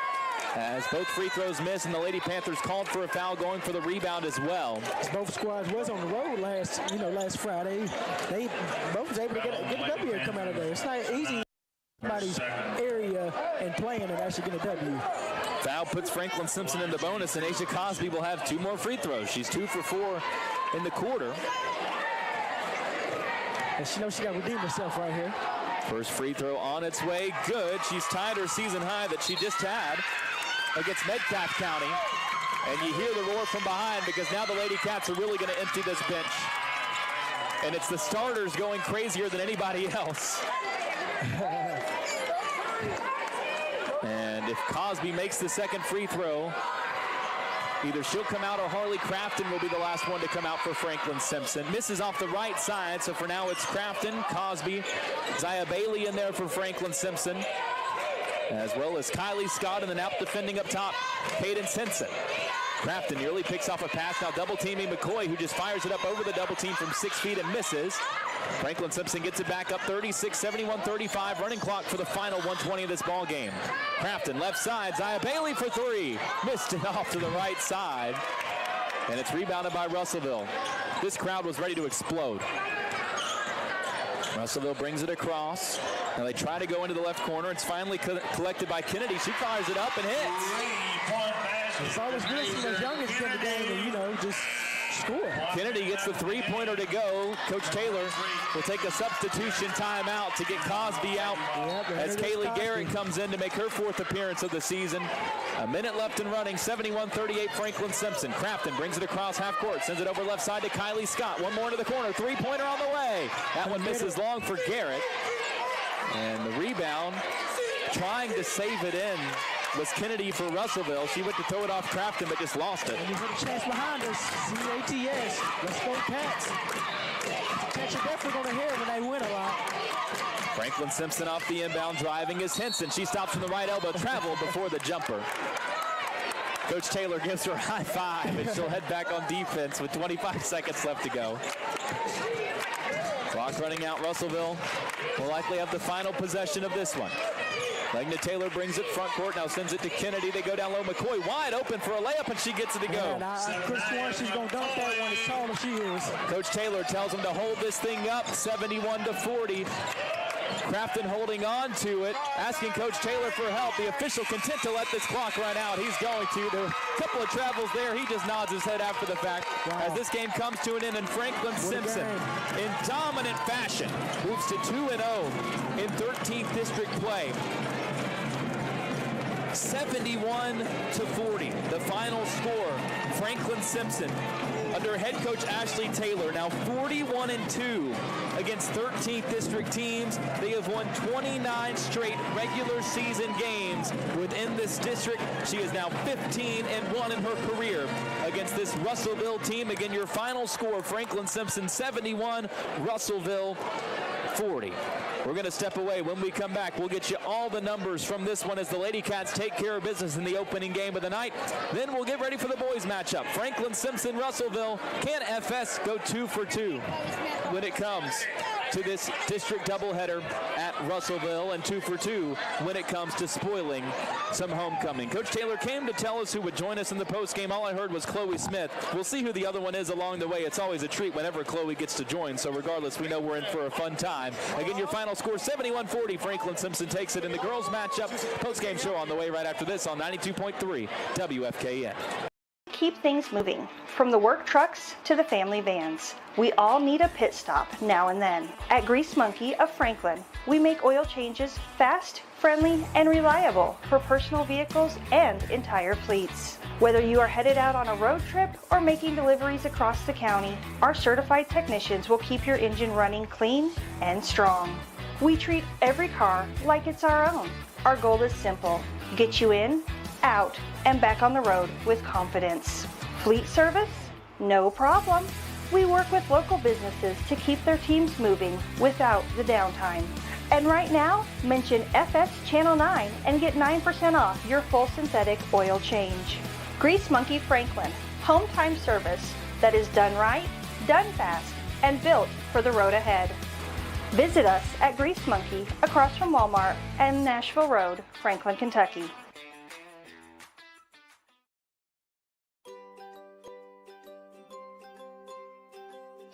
Well, we're right here. We're in town. If somebody has an issue, we're there either that day or the very next day. So we're able to get to it quick and fix whatever issues anybody has. Better speeds. I feel like it's a lot more reliable. With other services, you might get interference during like the weather or something, and you might lose service and have to wait for it to dry out again or something like that. But with fiber, you won't ever have that issue just because it is glass, so you can't really, weather's not really going to affect it much unless like a tree tears it down or something. We provide the city and the county, so within city limits, and then most areas that Warren provides electric service to out in the county. When the Wildcats hit the field, the best seat in the house isn't the stadium. Rack House Restaurant and Bar is your official Franklin-Simpson Watch Party headquarters. Every game, all season long. Bring your crew and grab your favorites from our made-from-scratch menu and catch every touchdown, basket, home run on multiple screens. Rack House Restaurant and Bar in Franklin, Kentucky, where Wildcat Nation gathers. See you at the game, right here.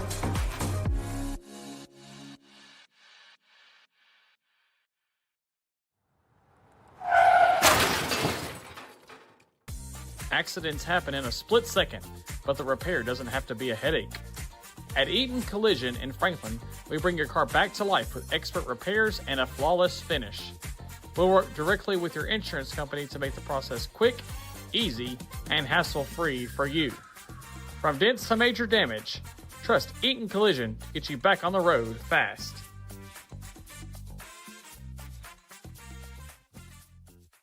Ready to see the world without the stress of planning? At Picture This Travel, we specialize in creating unforgettable travel experiences, tailored just for you. And now we're excited to launch Franklin-Simpson Alumni Travel. Imagine exploring incredible destinations across the globe, side by side with fellow FSHS graduates. Travel together, make new memories, and celebrate the Wildcat spirit worldwide. For more information, follow me, Julie Walters with Picture This Travel on Facebook. Off the Franklin-Simpson bench, longtime assistant for head coach Ashley Taylor. That's a team that went 1-26 last year, 0-6 in district play, and gave Franklin-Simpson all they could handle and then some in the opening half of this game. It was a 29-22 game at halftime before Franklin-Simpson outscored Russellville 27-9 in the third quarter of this game behind an explosion from the debuting Tiffany Harrigan, who is unquestionably your Pelican Snowballs of Franklin player of the game tonight. With over 100 snowball flavors, Pelicans is the perfect place for you and your family to get a treat. Their next season starts this coming spring. She leads the way for Franklin-Simpson with those 25 points, 16 from Chloe Smith, 14 from Allie Pennington. 11 of those 14 coming in the second half. Chloe Smith with 10 of her 16 coming in the third quarter alone of this game. It was Harrigan who really lifted things up in the second quarter, had 11 of 16 for Franklin-Simpson in that frame, as Russellville had 19 in that second quarter after a three-point opening frame and really made it seem like they were going to make this game tight in the second half, but Franklin-Simpson was able to pull away thanks to the combined efforts of this big three now that we've been able to see in action for the first time in Pennington, Harrigan, and Chloe Smith. Coach Taylor now set to join us on our post-game show. As I guess we can give her the microphone after a game like this. LJ is going to try to clear out of the way. We're a little crammed, as I laid out earlier. The benches and the media table are right up against the crowd here. There's not another court with less space between the crowd and the floor than this Russellville court, and that's the first thing that I've got to ask you about, Coach. You go on the road, and what is labeled on the official, everything you see officially is a road game. I mean, technically we're not playing at Franklin-Simpson High School, but I've never seen a crowd like this for a road game where a fan base comes in and just takes things over. Yeah, man. Shout out to our fans. They're great, man. They're loud. They support. It's definitely energy, and they know that our team feeds off of it. They love when we get a crowd going. And it's funny, they love it even more when we're on the road. I think they like it even more when we play road games than they do when we actually play at Franklin-Simpson. Well, we've got an easy place to start. Tiff Harrigan comes in, first game, off the bench, quiet first quarter, picks up a couple of fouls, in fact, didn't even know how much we'd see her for the rest of the first half. Then rattles off 11 points in the second quarter and takes this game over between the second, third, and fourth quarters, not just with the scoring, the passing ability, the defending ability. I know you were excited to have her back. It was hard to gauge exactly what the impact would look like, but now that we've seen it firsthand, however I could have guessed it was going to be coming in, just take all of that and throw it away because that was special. Definitely. You know, she's a special player that has worked through this whole process. She stayed ready. She couldn't wait for this day to come. It came. I thought she was a little jacked in the first quarter, which is expected. You know, when you sit there and you know, we're 15 games in, you haven't played that first one in an environment like this. We talked to her about it, but no matter what words we say, you know, she came out, got those fouls.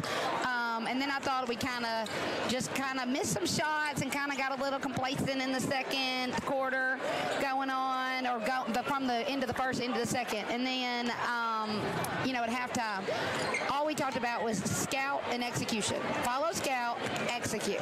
And I thought they came out the second half and they were laser focused from top to bottom. The bench was yelling things, and you knew, like, they were focused. We came out and scored 27 in the third, and I thought that was a difference in the ball game. And again, we talked about this, or at least on the broadcast, we talked about this on Saturday. When looking at a team offensively, when Allie struggles, what is this team able to do? And I was impressed even when it wasn't Tiffany. We saw this a bit on Saturday, and we see it again today, starting to see those other pieces step in. Not even if Allie's struggling, when she's got 3 defenders on her out there. Yeah. The rest of the team is starting to figure out, okay, this is what we do in these spots. Definitely. You know, some of it, you know, she's a little frustrated. And I said, man, you have no idea the testament it is that people are saying, guard her with 3 every night.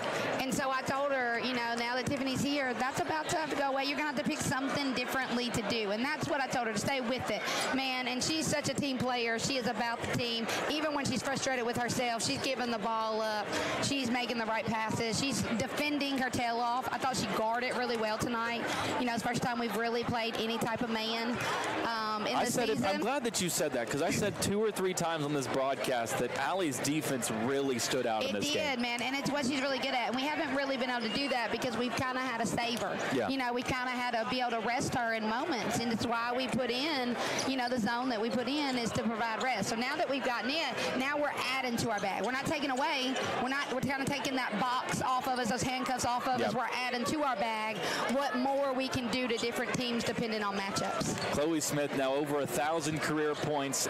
We talked before the game, and I've talked to Chloe. She knew that number was coming up, and she played in the first half like she knew that number was coming up. When she got to that 999, she played like she really wanted to score that one more point, and I could tell there was a little bit of, all right, let's just get this out of the way for you. Let's get this accomplishment done. But now that it is done, to be able to reflect and see all the growth that she's had in her career, to end up at that 1,000-point mark, just incredible for her to be able to reach that feat this year. Yeah, man, it's a testament to her work. You know, she's a D1 softball player, so we're fortunate she plays basketball. And, you know, her coming out and scoring that 999 or 998 is probably my least favorite number my kids can have, because they know that next one's coming. And she's been looking forward to it. You know, we had our game canceled on Tuesday. Yep. She kind of wanted to go ahead and get it out of the way at our place. That didn't happen. And so I thought that once it was over and she got it, I thought she got back into her rhythm. She did so many good things, man, because Baby D is a load. She's so physical. Her footwork's good. And that was another one. Defensively, I thought she did a really good job. And so I love to see out of my players that whatever their role calls for that night, they're ready to do that. I think we set a record, at least that I've seen in a game under Ashley Taylor, of jump balls forced, and I know that had to be pretty intentional. Yeah, you know, she's really good, and she can hurt you down there. And we didn't want Chloe getting the foul. So if it was going to come, it was going to come from the double. We knew that. Now, Madeline Dean didn't have to foul every time she went down there, but God love me some Madeline Dean, you know, she did. But it's all right. I thought that as far as what we wanted to see out of this first matchup, because that's the thing, man, we're going to see them again. You know, our district is tough. So out of this first matchup, I was happy with the result. I guess that we can let Chloe talk now, except for the fact that she immediately came over, stole a camera, and now she's trying to take pictures of the floor. I think they kind of take on my personality. You know, well, yeah, considering this time last week you sat down here and immediately started hitting every single button. Your team takes on your personality whether you want them to or not. Absolutely, and I said it once. I thought you were about to run out there and start playing after Chloe had that big and one. I thought you were ready to step out there on the floor. The energy kind of kicked into you. I was trying to get Chloe because Jamie was trying to get her to stop, and she was not stopping. She was not stopping, and so, you know, it's just that being able to show that emotion, but being able to, you know, keep it under control. We always want to be respectful, and that's something we talk about as a team constantly. She didn't mean no disrespect by it. it's just that hypeness. You know, she's trying to get her team going. I may Big have said one on the bucket. radio that I didn't think you'd have too much issue with it because we like some passion, we like some energy from Chloe. We do. Well, I guess we'll let her talk now, except she's got to go and do interviews with everybody. I appreciate that. But I think you can chase her down. That's Coach Taylor joining us on our post-game show, as now we will be joined by the 1,000 career point scorer. Ashley, do you want your book? Or maybe not. She can just leave it here if she wants to. It might be Chloe's responsibility. Chloe, you might be in charge of taking the book because Ashley left it. So let's talk about it. 1,000 points. I mentioned this to Coach Taylor. When you hit 999, it kind of seemed like you could tell in your mind that you had hit 999, and you really wanted to get to that 1,000. Yeah. What was it like? You get a couple of shots. You know, I'd be in the same position. I'm at 999. I want to get to 1,000 too. When it finally falls through, you get those 1,000 points. How did it feel in that moment? You know, it feels so great, like seeing everybody like just supporting me and everybody cheering, and you know, I wouldn't be able to do it without my teammates, and I'm just really thankful. You guys, this was a tough game. I mean, a 7-point game at halftime. This is a physical Russellville team. We know that with Demaya down low. She's going to bring that same physicality every single game. In the second half, you guys were a completely different team on both ends of the floor. What do you think the biggest difference was from the first half to the second half in this game that allowed you guys to come out and have that big 27-point third quarter? We kind of calmed down. We talked about it in the locker room. You know, it's their homecoming. Their crowd's loud. Their band's loud. Their cheerleaders are loud. We just had to focus and calm down and just get locked in. I mean, it's cool that their crowd was loud, but my goodness, this crowd was even louder behind us, huh? We had all of our people show up. I mean, I have never, I've seen some great crowds here in the Ashley Taylor era. I don't think I've ever heard or seen anything like what we had back there tonight, and it certainly helped with the energy that comes in with Tiff making her debut. I've got her for 25. That book had her for 29. We'll see what it officially lands on, but regardless, 20 plus as she comes out there. Everybody was waiting for her to finally get to come out and play on the floor. Just how much of a difference does it make now to have her out there, not just with what she's able to do scoring the ball, but running this offense from the point as well, and what she does on defense? Yeah, I'm really glad she's able to play. We were shooting in school. We had the shooting machine up, and we were in class, and we were shooting, and Ashley started screaming, and I was like, what is it? I thought there was like a bug or something, and she was like, Tiff gets to play, and we were like, happy. So we knew from right there it was going to be a good game. You know, with her in the game, she's like a very intense player. Like whenever she drives it leaves me wide open, and it leaves everybody else wide open, and she can really guard. One thing that I love about you guys too is any opportunity there is to get those bench players in. The starters are the first ones up to make some noise. How much fun is it, again, in an environment like this district game? You're on the road. They're getting to go out there and play in these moments. Just how rewarding does it feel to get an opportunity to go out there and get some run in a game like this? You know, that's our goal, like every game, is to try to get our JV team in. You want to end the game on the bench. Oh, yeah. They work really hard in practice. You know, they're the ones that have to guard us and push us in practice. So we know they're good, and they've been doing it all season, so they finally got to come out and do it. And in front of this crowd, it was awesome. Well, because you scored 1,000 career points, your punishment is you have to wait a few seconds after we're done and take your picture with the medal. I know you've never done that before. Like, you've never been a player of the game before. You don't even know what that's like. Congratulations on 1,000. Congratulations on the win, and thank you for gracing me with your presence, Chloe. I appreciate it. You're welcome. That's Chloe Smith, our player of the game, joining us on our post-game show. We're going to take a break. When we come back, we transition over to the boys' side as the Wildcats look to make it 2 for 2 here at Russellville tonight and spoil that homecoming on both sides. The Lady Cats winners in the opening game, 71-40. The boys' game on the way right after this on 92.3 WFKN. My favorite thing about working here is getting to serve the community and help people with their electric and their fiber internet. We're local, so we live and work right here in Franklin, so taking care of our neighbors isn't just business, it's personal. Fiber means faster, more reliable internet for work, school, and entertainment without lag or buffering. It's more than power and fiber, it's about peace of mind. We're not just an electric company, we're neighbors. You're not going to be my color person? Yeah, pretty much. Huh?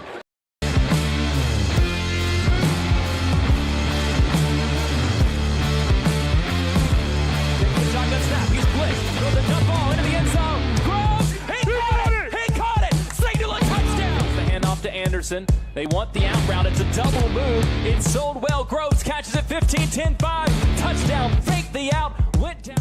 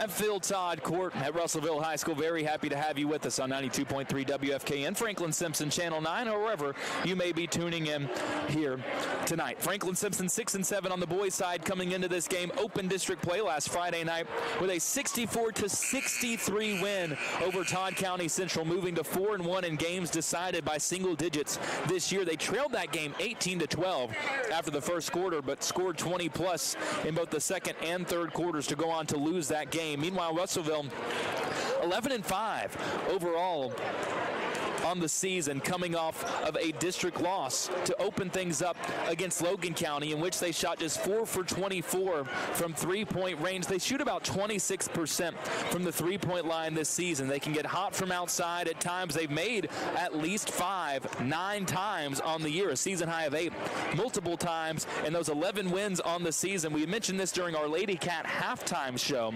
Already the most since any Russellville, or for any Russellville team, since the 2016-17 season, when this team had star Pedro Bradshaw and was consistently in the mix in this district with Franklin-Simpson and Taven Lovin and those squads that were going at it. This is a Russellville program that went 56-154 over the last 8 years, coming into this season after a stellar run from 2000 to 2014, featuring 7 district championships, 2 region championships at the very beginning of the century. The Panthers have turned things around under first-year head coach Trey Tinsley, who was the heir apparent on this staff under head coach Phil Todd, the namesake of this court, who coached some of those great Panthers teams at the beginning of this century.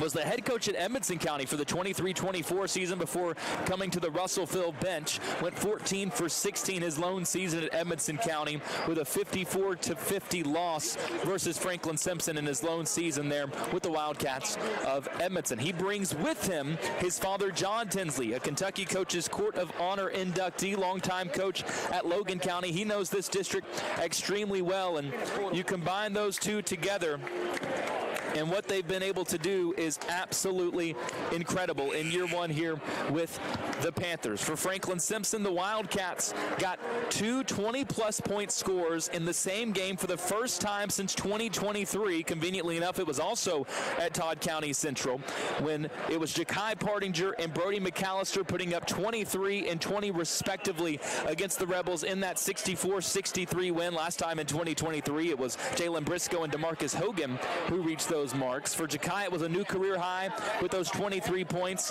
Brody tying his career high with the 20 that he put up in that game against Todd County Central. Of the 30 second half points that FS scored in that game, Brody and Ja'Kai scored or combined for 25 of them, as the Wildcats were operating without Jameer Brooks, who was out with the flu. He's back tonight for Franklin-Simpson. There are still some sickness going around for this team, as Kaysen Himshoot not able to play for the Wildcats tonight after putting up a career-high 8 points and 5 rebounds in that district win against Todd County Central. As the starting lineups begin to be announced here at Russellville High School, we'll take a look at them as well. First for the Panthers, coming in at 11-5 on the season, again under first-year head coach Trey Tinsley, 0-1 in district play after dropping their opener against Logan County, averaging 60 points per game, giving up 53 per game on this season. That 53 per game mark is around the top 50 in the state of Kentucky, but they have the lowest strength of schedule of any team in Kentucky with at least 10 wins on the year. They go 4 guards and 1 forward. In the backcourt, their leading scorer, 5'5" junior Jamarian Gardner, who is averaging 14.2 points per game, 4.6 rebounds per game. Their last time out, a win against Fort Campbell, he put up 22 in that game for the Panthers. Joining him in the backcourt is the homecoming king, Jarius Coleman, the 6'1" senior, averaging 9 points per game, 4.2 rebounds per game.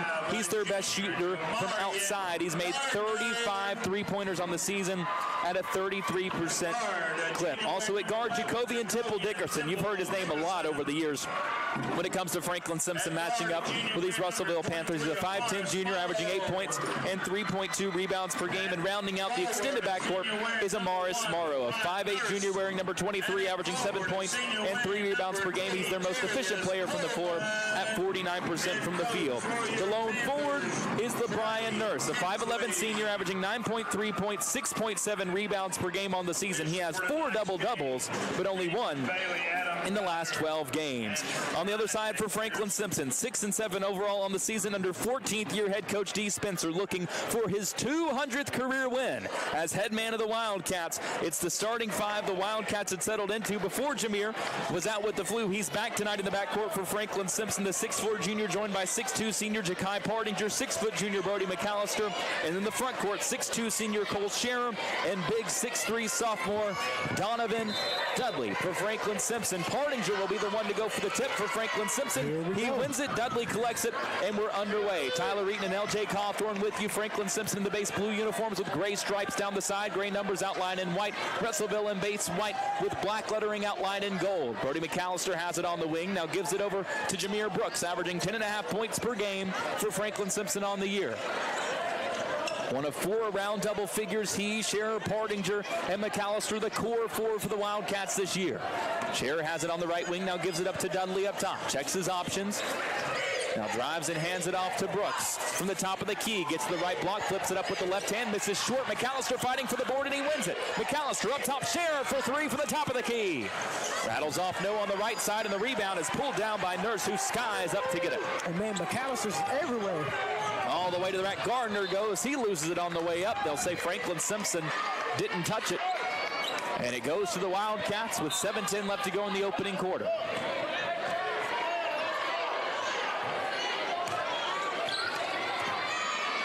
McAllister brings it across half court. Waiting for him there is Temple Dickerson, the defensive specialist for the Panthers. Nearly takes it away from Brody. Now the double team comes. And he throws it away, trying to get it to Partinger. Up ahead, Temple Dickerson. Easy on the break, dumps it in, and Russellville scores first. As Norris is saying, I see you, man. Trust me, I'm going to get you the pass. Partinger up top, gives it over to Brooks. Ja'Kai leading the Wildcats at 14.3 points per game. Goes to Brooks, and Jameer drills a 3. He answers back with a 3, putting Franklin-Simpson by 1. 11 3-pointer of the season for Brooks. Russellville misses on the other end. Here comes Franklin the other way quickly. Both teams high tempo. Partinger, left side, spins from the mid-range, pulls from 5, pushed it long. Scherer lost the rebound, and it goes back to the Panthers. Cole skied through at the perfect spot, just couldn't control it. And if you know Ja'Kai Partinger's game, you know that spin move, that's a signature right there. He usually hits him. He shot 38% from the floor last season, just 33% this year. The increase in points has come with the increase in volume, and still trying to find the efficiency to go with it. As a screen will be called up top, they get an illegal moving screen against Temple Dickerson as Gardner was trying to work left to right. It'll go back to Franklin-Simpson, up 3-2 with 6:04 left to go in this opening quarter. The Wildcats got the 3 from Brooks. Last year in 3 games against Russellville, they went 24 for 53 from outside. That's 45%, and made at least 7 in every game. Partinger has it up top. He'll pull 4 feet off the line, rattles off no, and the rebound is pulled down by Nurse. Here come the Panthers the other way, quickly, down low, losing it for a moment, then collecting it back and scoring is Morrow. Morrow with the basket. He could be a big factor for the Panthers in this game. Amaris Morrow, they call him Morrow. And he gives Russellville a 4-3 lead with 5.5 minutes left to go in the opening quarter. Morrow averaging 7 points, 3 boards per game. Brooks fouled on a drive. They're going to get it on the floor. It'll stay with Franklin-Simpson for a baseline inbound with 5:26 left to go in the quarter.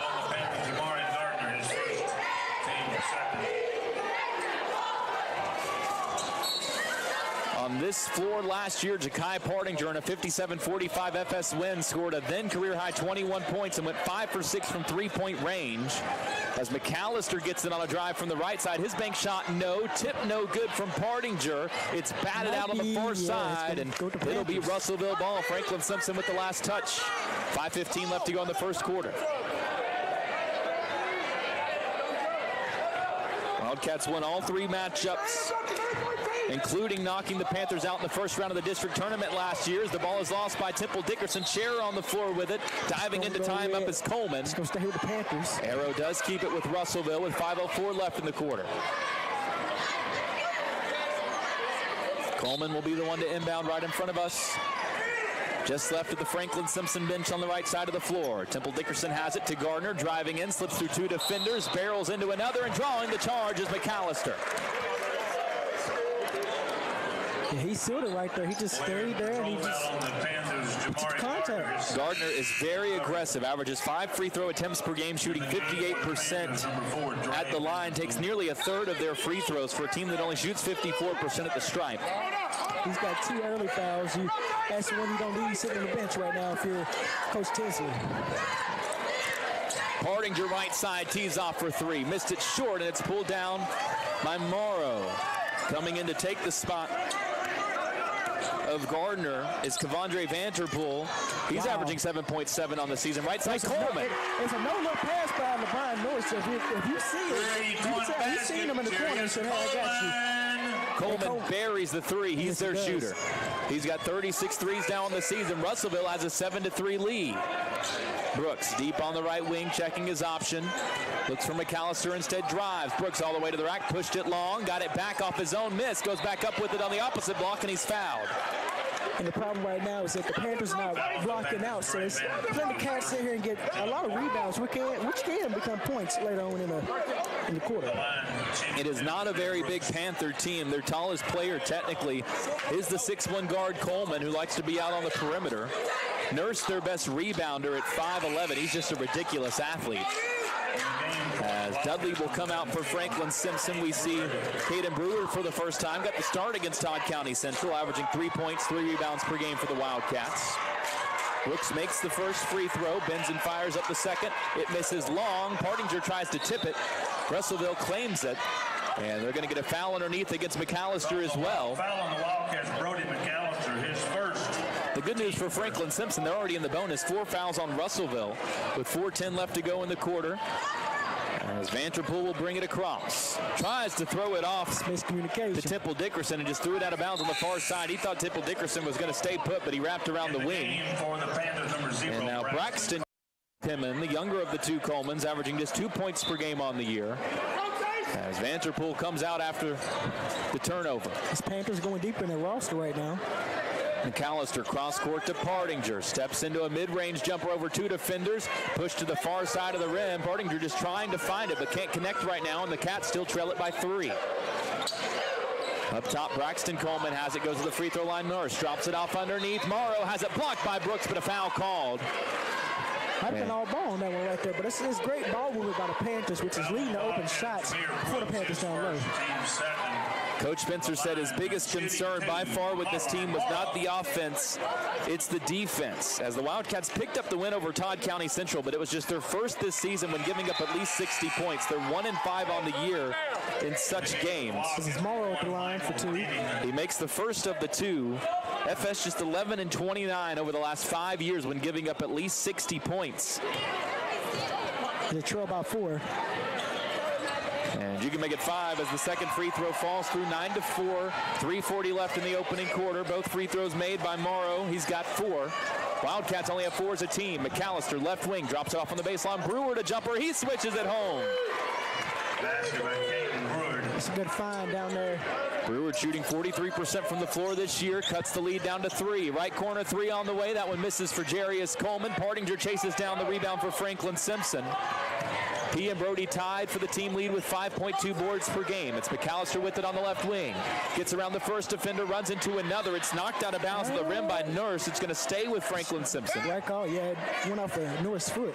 3:09 left to go in the opening frame. Cats trail it 9-6. Scherer sets a screen. Now it goes out top to Partinger. He tips it over to the freshly checked in Michael Denning. He gives it back to Partinger and they set up the offense. Left side, McAllister fakes a 3. Down low, Denning. Back on that baseline, it goes to McAllister. Right corner, wide open 3 on the way for Denning. Missed it short. Rebound tipped out. Scherer gets it. He fires and banks it home from 5 feet. His rebounds is killing the Panthers right now. His second chance points. Would love to get Cole going. Had 7 points in the win against Todd County Central. Been in double figures 6 times this year. The Cats 4-2 when he gets to at least 10. It's now 9-8. Franklin-Simpson trailing at 2:35 left in the first quarter. Right side, quick trigger 3 on the way, and it's swished home by Coleman, his second of the first quarter. That's one play we not want to leave open. That was a catch and shoot and make. 12-8 now Russellville. Pardinger has it near half court, now sends it over on the McAllister on the right wing. Cross-court pass, Pardinger fakes a left wing three, steps in deep two off the left side. Rebound batted around. Cats fighting for it. Denning kept it alive to McAllister. Great job by the 5'8 sophomore Denning to get in the pile and give Franklin-Simpson another chance. McAllister has it right wing. He'll try a three. Bang! 3-1 basket, Brody McAllister. 10th three-pointer of the season for Brody. He is 10 for 18 from outside. Well over 50% is the Cats' best percentage shooter. Right side, Coleman again. They lost him in the corner, but he missed it. Rebound fought for. Breward loses it. Russellville gets it back, and foul on the putback try is Morrow, so he'll have 2 more free throws. And the biggest thing in a game like this is rebounding. As I've noticed, men's basketball never rebounds. All they do is tip the ball up. Meanwhile, women's basketball actually go up there and grab the ball. And the thing is, they don't want to, waste a foul or anything like that. For the boys, there's a lot more reliance on the athleticism, and Coach Spencer has gone on about this. He did it last year a lot. It's the first free throw misses for Morrow. Guys going up with one hand instead of two. Yeah. As Scherer and McAllister will come out. Brooks and Hooper Stout in. Stout making his 12th appearance of the season. Has scored 6 points this year. See if we're not down the second one. Misses it short as the rebound's batted around, but it's ripped away. Pardinger lost it. They're going to get a foul, though, on Temple Dickerson, who took it away. And that should be 2 free throws for Pardinger. It's the 5th foul. And the bonus already. And now Jamie and Bailey, the official, is going to wave him down to take the free throws. And Ja'Kai Pardinger, shooting 70% at the free throw line this season, will step to the line for 2 with the Wildcats trailing it by 1. 12-11, 1:35 left in the first quarter. Wildcats averaging 10.6 makes per game at the line this season, shooting 16 per game at a 66% clip. First gets the bounce and falls for Pardinger. Wildcats 6-1 this year when they make double-digit free throws. And if you go back the last 2 years, every single Franklin-Simpson win, they've either made 5 threes or 10 free throws. You got to hit one of those 2 benchmarks. The Cats already 3 for 4 at the line tonight, and now they lead it after those 2 from Pardinger, 13-12, a minute and a half left to go in the first quarter. Braxton Coleman has it up top, sends it into the left corner. Now it goes outside to Vanterpool. Back to Braxton Coleman, operating at the point. To Vanterpool left wing, fakes the 3, gets the mid-range before the shot whistle blows. And I think they got 3 seconds in the key. Scherer coming back in for the Wildcats. Nurse was camped down there. As Scherer will come in. Caden Breward will come out. 1:17 now left in the first quarter. Cats have weathered the early storm and have a 1-point lead. Brooks brings it across. Looks at Pardinger, needs an option because he picked up his dribble, and now goes to Ja'Kai deep on the left wing to Brooks' right side. Jameer puts it on the floor, wraps at the elbow, fires it over on the left side. Now it goes baseline Pardinger.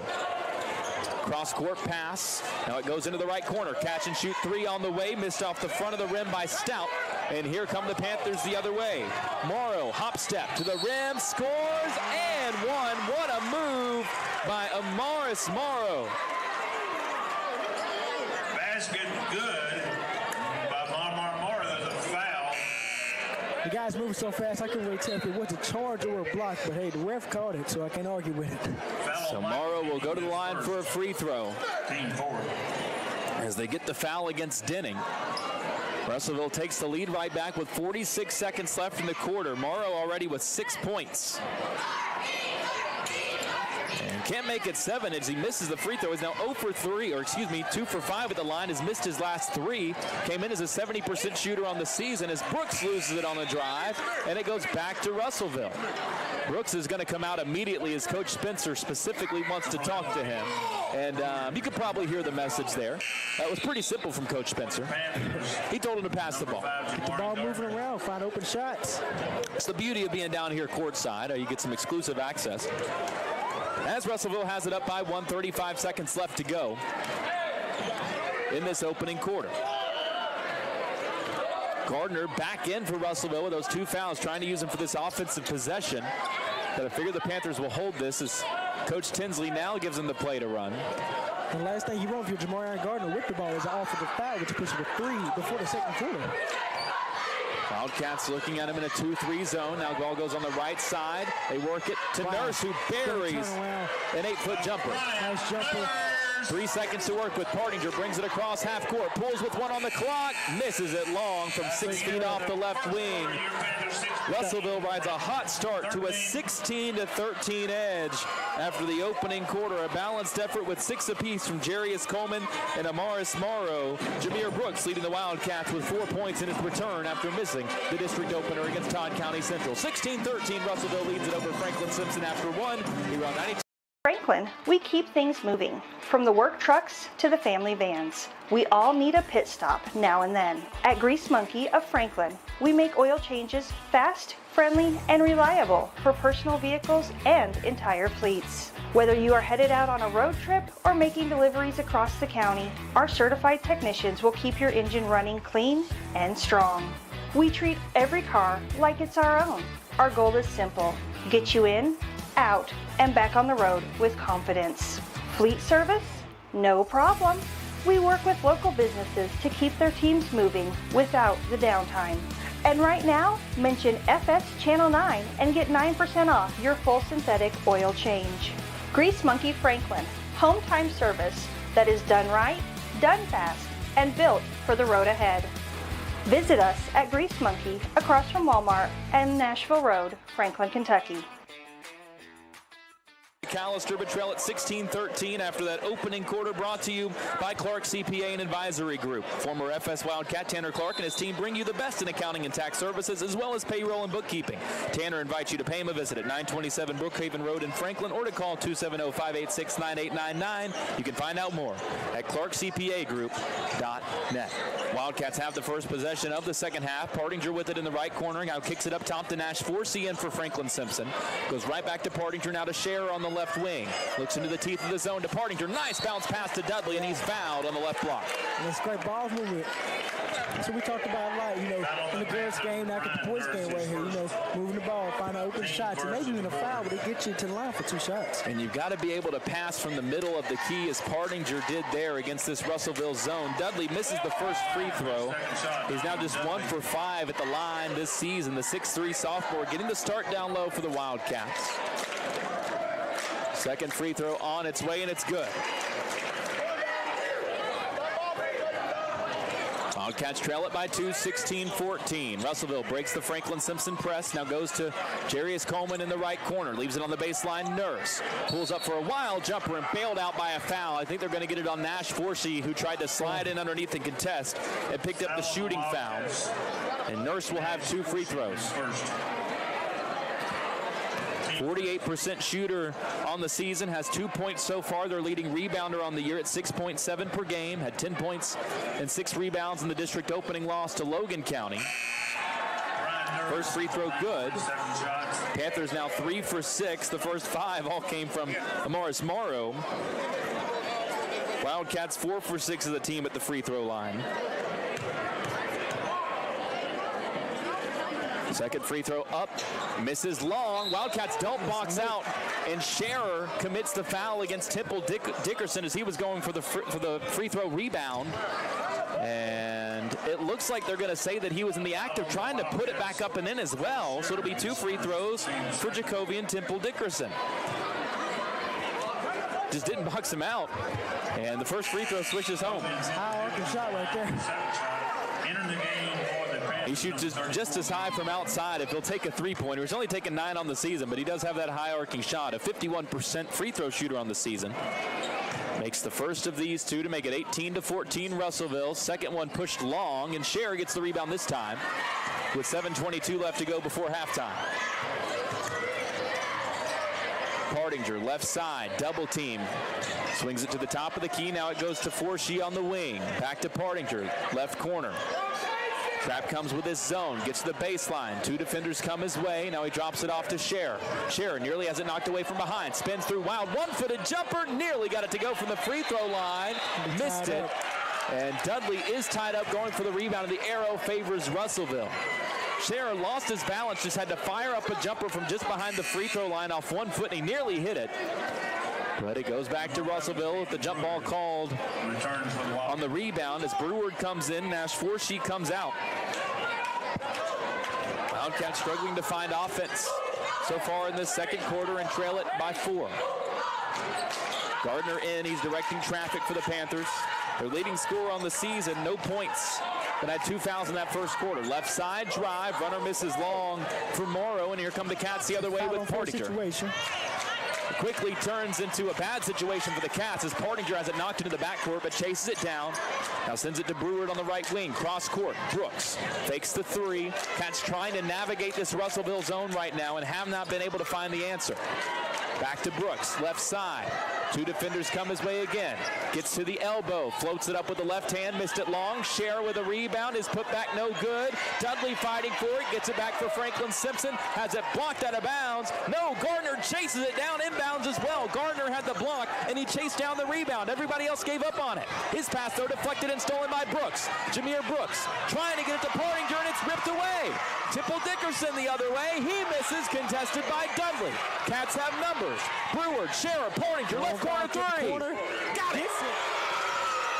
Zakai gets the shot he's looking for. Feet set.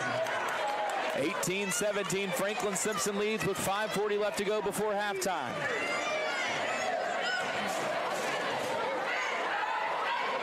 Left corner, Temple Dickerson now works it up top into the hands of Morrow. To Coleman. Now they go back outside, Temple Dickerson inside, kick out, catch and shoot 3 on the way. Morrow missed it long. Portinger collects the rebound, barely controls it on the baseline, and the Cats bring it back down by 1. 18-17, 5:10 left to go opening quarter. Portinger off the dribble, missed it off the front end, knocked away. Brooks had it for a moment, but it's batted out by Jacoby and Temple Dickerson. It'll stay with Franklin-Simpson on the far side of the court. And once again, it's the rebounds. If you do not block out, which is Russellville, the rebounds will go back to Franklin-Simpson Wildcats. Russellville averaging 31 rebounds per game on the season. They're 7-1 when they get at least 30. Dudley comes out for Franklin-Simpson. As J.C. Roby will come in and take his spot, making his 11th appearance of the year. He scored 7 points so far this season. Left side, Brewer has it as we get back underway. Portinger deep on the right wing. Gets a screen from Scherer. Top of the key, surveying. Now goes left side. Catch and shoot 3. Brewer, he knocks it down. Maintain the lead by 2. Brewer now with 5 for Franklin-Simpson. 20-18, Cats lead it by 2. 4:30 left before halftime. Gardner gives it to Coleman, well defended by Brooks. Now it goes into the left corner. They try to go back up to Gardner. It's deflected and stolen by Scherer. Brewer up ahead. He drives down the right side all the way to the rack. Contact. What's the call? They say it's a blocking foul, and Brewer will get a pair of free throws. On a late whistle. Cats, I think, a bit fortunate there to get that call, was late as it was. And they get the blocking foul on Jarius Coleman. And Brewer will get a pair of free throws, already with 5 points in this game, averaging just under 3 per game on the year. First free throw falls through good.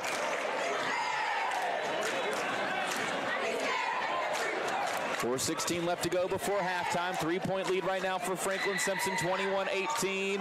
Second free throw misses short, but Brooks gets the rebound. Then it's ripped away down low, and Jameer's going to pick up a foul fighting for it with Emmanuel Clayton, the big junior for Russellville.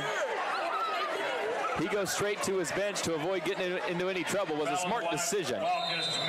And Russellville is going to take a timeout after the fact as well. It's just a 30, so we'll stay here. 21-18, Franklin-Simpson leads with 4:13 left to go here at Russellville High School. As you can hear from the PA, they are very concerned about a tan car with an Ohio County license plate. You will probably hear that repeatedly until somebody in the crowd claims that cursed car, who they say is in no trouble, but they just need to talk to them about their car. That's all we've heard about the situation. The good news, Franklin-Simpson leading at 21-18. Brewer leading the way for the Wildcats with 6 points coming off the bench in this one after getting the start in the absence of Jameer Brooks out with the flu in the Todd County Central game.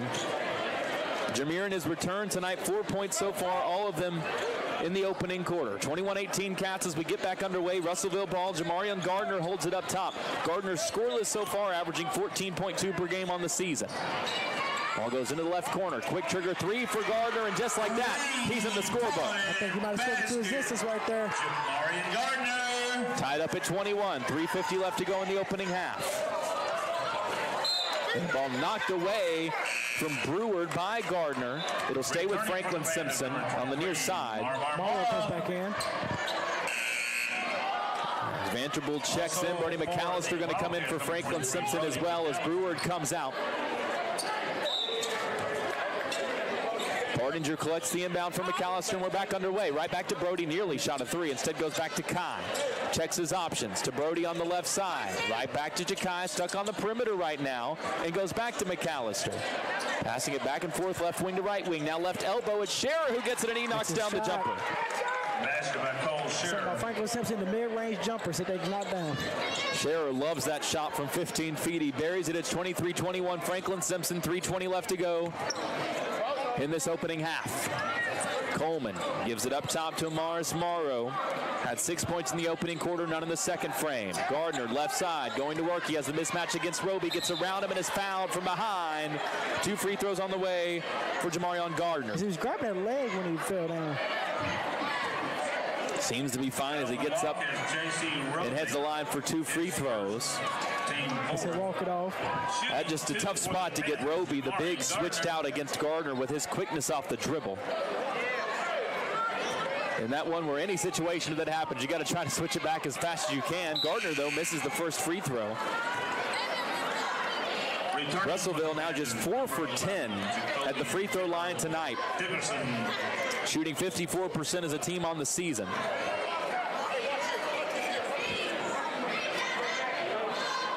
And Gardner will try the second, and he swishes it home.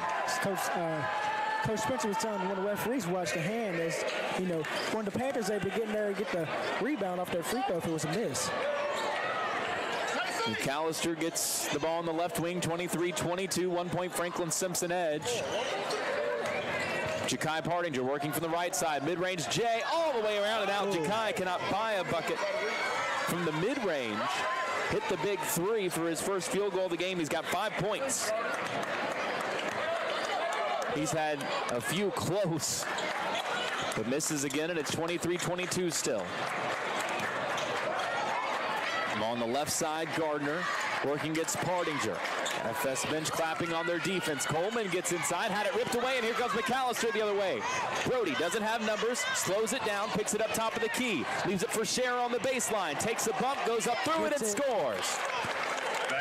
Scherer now with 6. They announce it for Brody. That's wrong. He gets the assist, though. And the Cats lead it by 3, 25-22. Temple Dickerson drives. He's cut off. Ball goes in the left corner. Morrow now back out Gardner. Deep three from the left wing.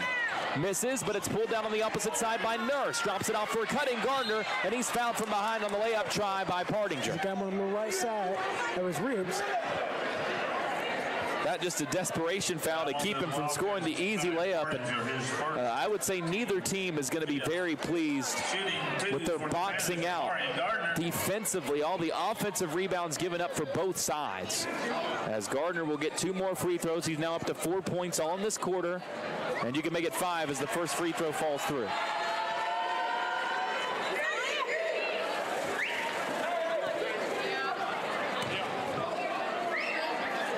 25-23, Franklin-Simpson, 1:55 left in the first quarter. Russellville in the bonus for the remainder of the, first half, and they're in the bonus for the rest of this first half. As Gardner makes both free throws, and it's a 1-point game. They pick them up right at the half-court line. 2 defenders on Partinger. Now it goes to Scherer at the elbow. Whistle blows before Roby can try a 3. They're going to get a foul called against Russellville away from the ball. It goes on Morrow. That's his first. Just 3 on Russellville in the half. McAllister will inbound from the baseline. Fakes it to Partinger, goes to Scherer, wide open, but he pushed it long from 6 feet. He was unguarded. Tipple Dickerson drives, drops it off at the last moment to Nurse. Nice find, nice finish, and the Panthers take back the lead. we're down by 1. 26-25. A full timeout taken with 1:36 left to go in the opening half. We'll take one as well. Wildcats trail it by 1 with just over a minute and a half to go before the halftime break. You're on 92.3 WFKN.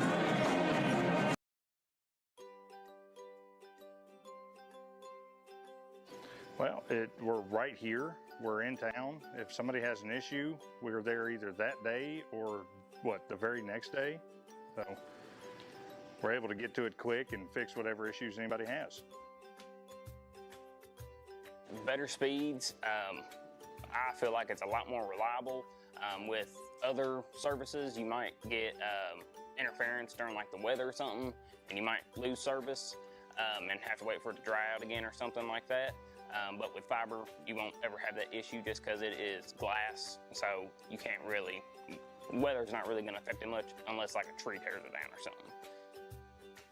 We provide the city and the county, so within city limits, and then most areas that Warren provides electric service to out in the county. 26-25, Russellville leading Franklin-Simpson after we get underway. After a Franklin-Simpson timeout, Ja'Kai Partinger misses a right corner 3 for the Wildcats. Now 1:20 left to go in the opening half as the Panthers have it back up by 1. Jamarion Garner, the one to bring it across half court. He's got 6 points in the quarter, now tied for the team high in scoring with those 6 with Jarius Coleman, who has it on the right wing, now gives it up to Morrow. He's also got 6. Those 3 with 18 of the 26. Coleman wants his 7th, 8th, and 9th, and he gets them with the triple. Now let's have is just straight up Russellville Panthers basketball scoring. Coleman with 3 threes, and it's 29-25 Russellville. McAllister holds it on the left wing. His double. His pass deflected, trying to get it to Roby, but Partinger comes away with it with 40 seconds on the game clock remaining in this opening half. Roby right side into the corner. Now it goes to Partinger, but it's knocked away. Here comes the Panthers with 30 seconds to work with. Turnovers being a factor for the Wildcats in the less than a minute left to play in this first half. Gardner walking around near half court to run this clock down with 20 seconds left to go. Coach Tinsley calls his play 54. As Coleman has it at the R logo at midcourt, gives it over to Morrow. 9 seconds to work with. Morrow gets inside as runner misses short. Charge drawn by Roby. 6.6 on the clock. It's the second on Morrow, captain to go the full length of the floor in 6.6 seconds. McAllister will inbound. Partinger will be there to get it. What a defensive effort for Roby right there. McAllister just rolls it. The Panthers willing to wait. And now Partinger picks it up at the Russellville three-point line. 5 seconds to work with as it comes across half court to McAllister left side. One more pass. Left corner 3. Missed short the tip. No good. Scherer got it off in time after the miss from Forsey, but couldn't get it to go. Frustrating half overall for Franklin-Simpson. Missed opportunities on both ends with giving up offensive rebounds and not being able to convert on some good looks on the offense.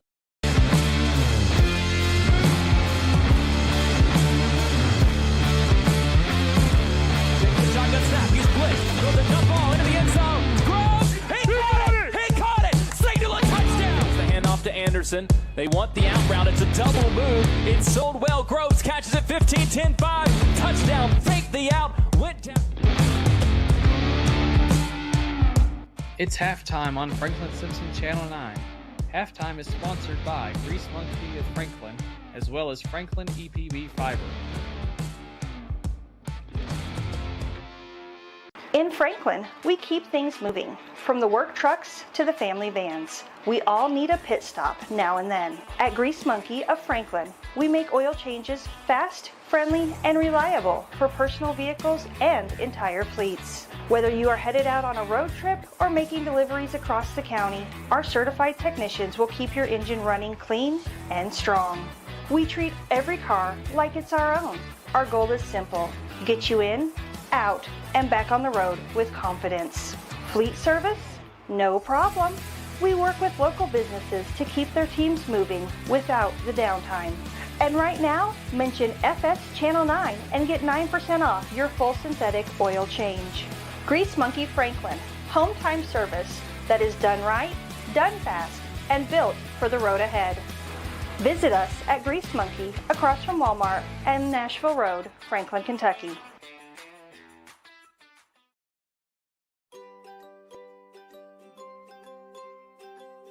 Well, we're right here. We're in town. If somebody has an issue, we're there either that day or the very next day. So we're able to get to it quick and fix whatever issues anybody has. Better speeds. I feel like it's a lot more reliable. With other services, you might get interference during like the weather or something, and you might lose service and have to wait for it to dry out again or something like that. But with fiber, you won't ever have that issue just because it is glass, so you can't really, weather's not really going to affect it much unless like a tree tears it down or something. We provide the city and the county, so within city limits, and then most areas that Warren provides electric service to out in the county. When the Wildcats hit the field, the best seat in the house isn't the stadium. Rack House Restaurant and Bar is your official Franklin-Simpson Watch Party headquarters. Every game, all season long. Bring your crew and grab your favorites from our made-from-scratch menu and catch every touchdown, basket, home run on multiple screens. Rack House Restaurant and Bar in Franklin, Kentucky, where Wildcat Nation gathers. See you at the game, right here.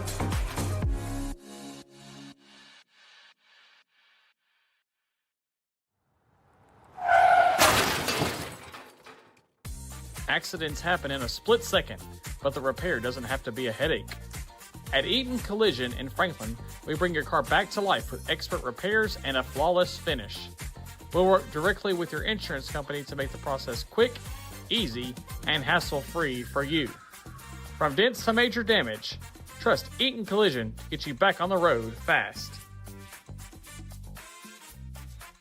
Break led by 9 points from Jarius Coleman, all coming from three-pointers. He makes 3 of the 4 so far for the Panthers in this opening half.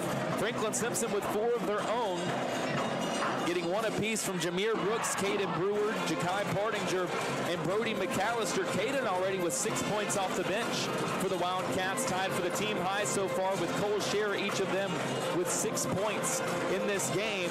The big numbers so far for the Wildcats, just 5 points for Ja'Kai Partinger. Has had a lot of looks that he hasn't been able to convert on from the mid-range, coming off a career-high 23 points in the Franklin-Simpson District opener on the road at Todd County Central, a 1-point win to open district play for the Wildcats. Brody McAllister tied his career high with 20 points in that game. Went 8 for 14 from the floor for the Wildcats. He's got just 3 points with a 3-pointer so far for Franklin-Simpson. Jameer Brooks with 4 points in his return from the flu, and then rounding out the scoring for the Wildcats, 2 points from Donovan Dudley. Or excuse me, just 1 point as he split a pair of free throws for Franklin-Simpson. The Wildcats as a team in this one, 5 for 8 at the free throw line to go along with the 4 made 3-pointers. On the other side, Russellville already 13 free throw attempts. They average just 15 free throw attempts per game. They've made 7 of their 13, very much on cue with their 54% season average. Tyler Eaton, glad to be back with you courtside for the remainder of this Franklin-Simpson basketball season. Joined by LJ Cawthorn, the older brother of Franklin-Simpson, now easy to say legend, LaRisha Cawthorn, who came to join the Lady Cats after playing here at Russellville, knocking the Franklin-Simpson girls out of the district tournament in 2023. The only time the Lady Cats have not won this district under head coach Ashley Taylor. Comes to Franklin-Simpson, leads the Lady Cats to back-to-back district championships, and caps it off with a run to Rupp Arena. She's now playing at Tennessee Tech, one of the best rebounders in the country. LJ, I can't call you one of the best rebounders in the country. I don't know where the height went, but LaRisha got all of it when it came to that relationship. But you've been around both Franklin-Simpson as Russellville as you came and became a Wildcat as well. From what you saw in this opening half, what were the biggest issues plaguing Franklin-Simpson? It's not exactly the rebounding. It's more like the box out. You know, they started out strong, boxing out the rebounding, which gave the Panthers some problems with fouls. But now it's become a Franklin-Simpson problem in about the 4-minute mark in the second quarter. So, you know, that's the one thing they got to work on right there. You know, I know Coach D is in there right on top of guys. We got to box out. We box out, get a rebound. We're good. You know, these guys are up by 4. We're up by 4. So there's something going out there. They got to come out and change.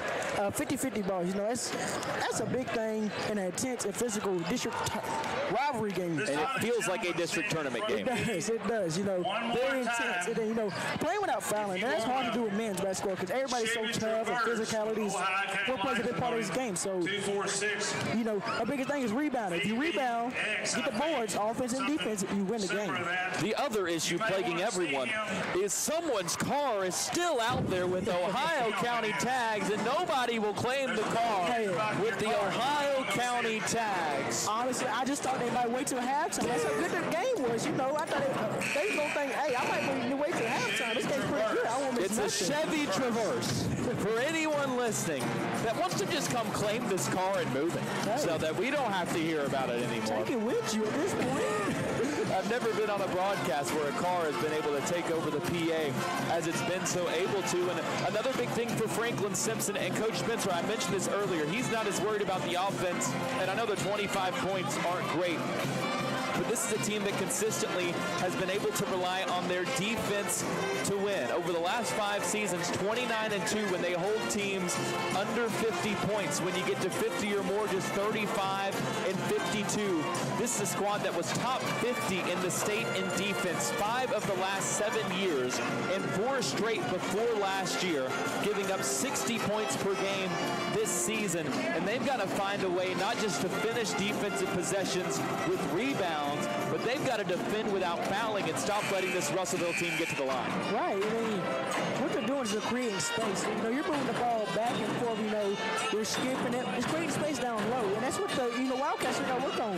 You know, going in the third quarter, you've got to be able to stop them on defense and build a lead in your offense. You know, defense turns into offense when you can create those turnovers.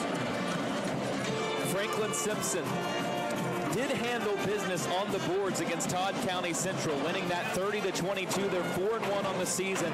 When getting at least 30 rebounds, they're going to need to hit the boards. They're going to need to clean things up on both ends of the floor to try and get Coach Spencer his 200th win as head coach of the Wildcats, coming in at 199 in his 14th year at Franklin-Simpson. 21 of his career wins coming against Russellville.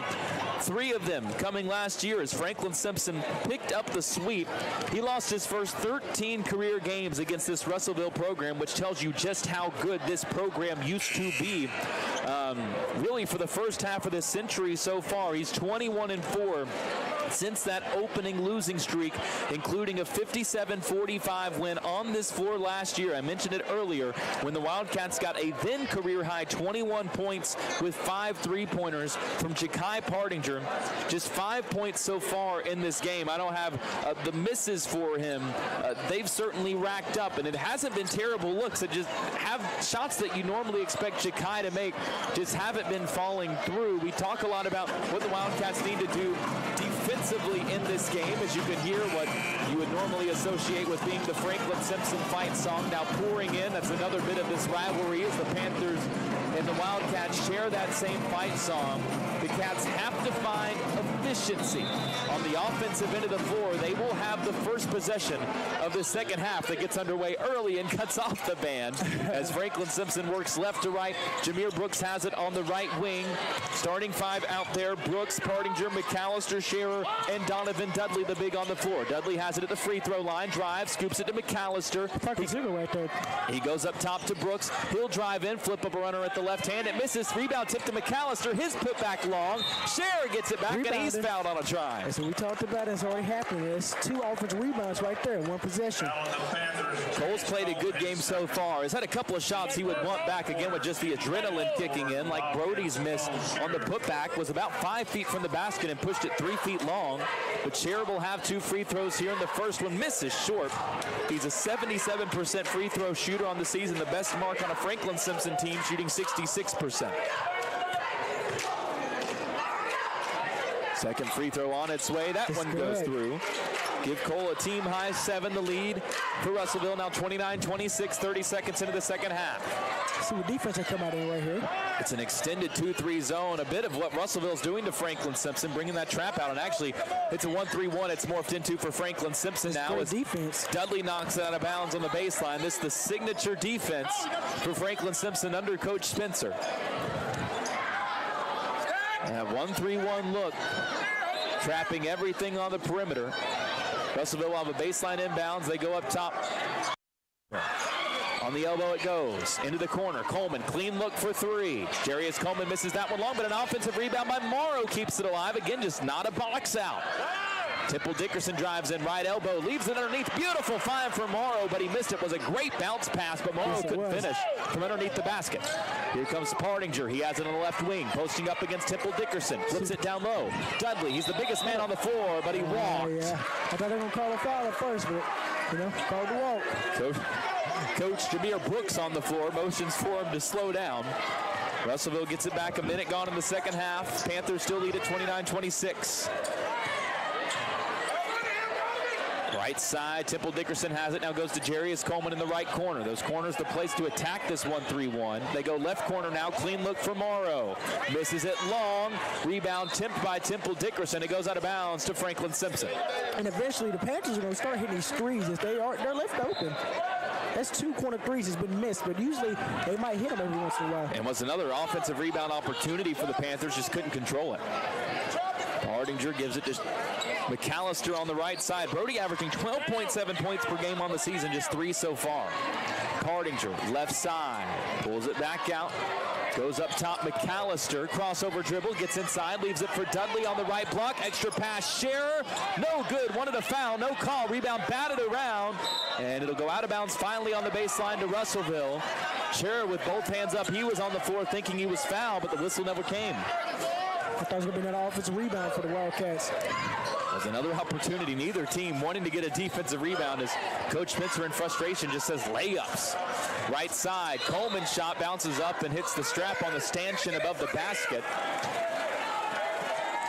5:58 left to go. That's been a couple of clean looks for Coleman. Wildcats fortunate of not falling through. Pardinger will bring it across half court for the Wildcats. Now over to McAllister.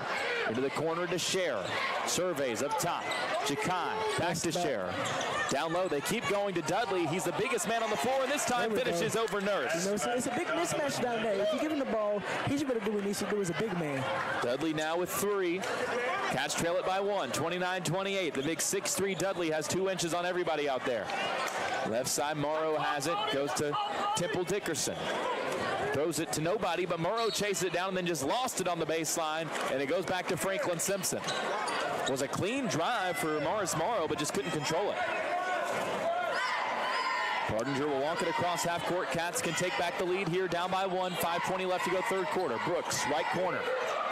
Dudley wants it again down low. They've got the switch with Nurse on him. Instead, Brooks drives in, pulls from 8, missed it way long. Just the lack of touch right now for Franklin-Simpson, killing them on offense.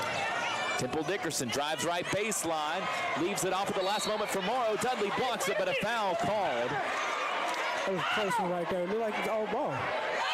Instead, it'll be 2 free throws. Coach Spencer wanted to walk before the fact. And that was before the shot. Wanted it before the pass happened. As Morrow instead will have 2 free throws after they get the foul on Donovan Dudley. First one misses. And it's been his struggle for tonight. Now just 7 for 14 as a team at the line. 29-28, Russellville leads, exactly 5 minutes left in the quarter. Free throw misses again, and Franklin-Simpson gets the rebound. As he goes 0 for 2 from the line. What's that thing Rasheed Wallace says? Ball don't lie. 29-28, Cats up by 1. Brooks has it on the right wing against this Russellville extended zone that Franklin-Simpson's really struggled to figure out. Pardinger drives from the left side, leaves it off for Dudley down low. Left-handed hook shot falls. That's all it takes right there.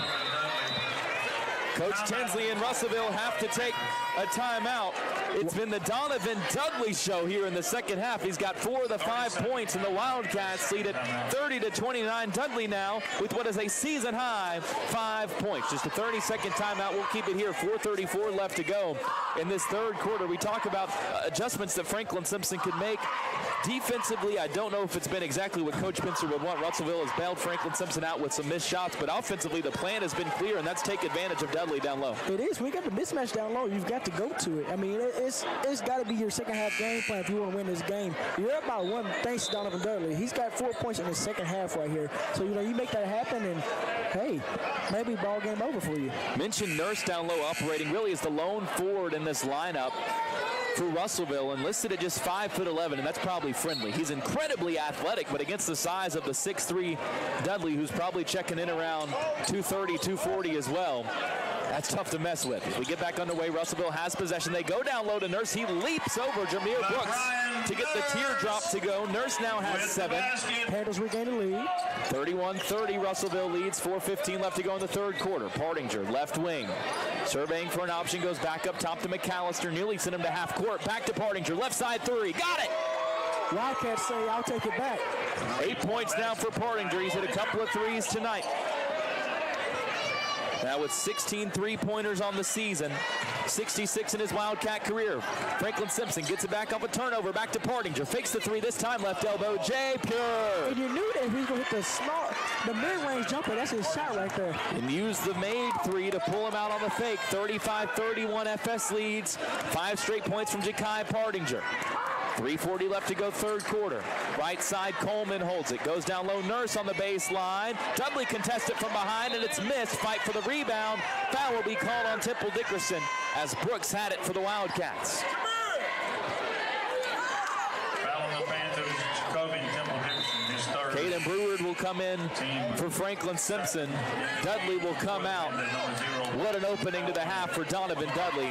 A great 4.5 minutes. He's definitely got his team going here in the third quarter. Needed all of it from the sophomore, and now we'll see if the Cats can keep it going with him on the bench. Braxton Coleman comes in for Russellville. He's guarding McAllister on the right wing. Cross-court pass to Scherer in the left corner. Checks his options. Now goes back up top to McAllister. Functioning as the point guard right now. Scherer to Brewer inside. Spinning through. He's wrapped up. They call it travel. And he's going to immediately come out, I think, for J.C. Roby. After he caught it in the middle of that zone, it took steps. You could probably hear Coach Spencer there. I'm sure. Message was simple. Asked him why he needed to get closer to the basket. 35-31. Gardner comes the other way. Aggressive drive. Missed the runner short. Rebound batted around. Nurse comes down with it. He's fouled on a putback try by Roby. And LeBron Nurse will go to the line for 2 free throws. Unsurprising. You take the big 6'3" Dudley out of there. And Nurse able to get right back at it on the boards. Yep. And once again, we talk about rebounding. You know, hey, you got to box out. Third foul on Brody McAllister. Frustrating night for the star junior. Just 3 points, 3 fouls. First free throw misses for Nurse. They're 0 for 3 at the line in this half. Russellville 7 for 16 in the game. It's been a thorn right here in the Panthers' finger all night from the free throw line. They just can't get anything to fall for him. Hooper Stout will come in. Brody comes out. Stout, a 5'11" freshman, with 6 points so far on the season. And again, you probably heard Coach Spencer, if we'd rebound, we wouldn't have any foul problems. Second free throw misses as well. They heard it that time. They rebounded. Game would be tied if Russellville hit their free throws this half. Instead, it's 35-31. Brooks, left side. Gives it off to Partinger. He's going to run this show with McAllister on the bench. Braxton Coleman out on him on the deep right wing. Gives it off Scherer for 3. Rattles off from the elbow, and it's pulled down by Morrow. 2:30 left to go in the third quarter. Here comes Russellville the other way. We'll see what defense Wildcats set up in. Got that extended 1-3-1 as Jarius Coleman has it on the right wing. Now up top to Braxton Coleman. Picks up his dribble at the top of the key to Jamarion Gardner. Left side triple. Missed it short. And the rebound is pulled down by Stout. And then he's fouled down low. Going to be Coleman. That's the third on Jarius Coleman as well. Gardner's done a good job of staying out of foul trouble since he picked up 2 in the opening quarter. But still a quiet night overall, just 6 points on the second quarter after he had that early foul trouble. 35-31 still the score. With 2:10 left to go here in this third quarter. Jameer Brooks, right side. Looks into two defenders, now goes back out up top to Ja'Kai Pardinger. Left wing, Roby to Pardinger. Deep, top of the key three. Off the right side, Brooks skies in to get it over Murrow. He has it blocked at the rim. They say a clean block by Nurse. It's out of bounds to stay with Franklin-Simpson on the baseline.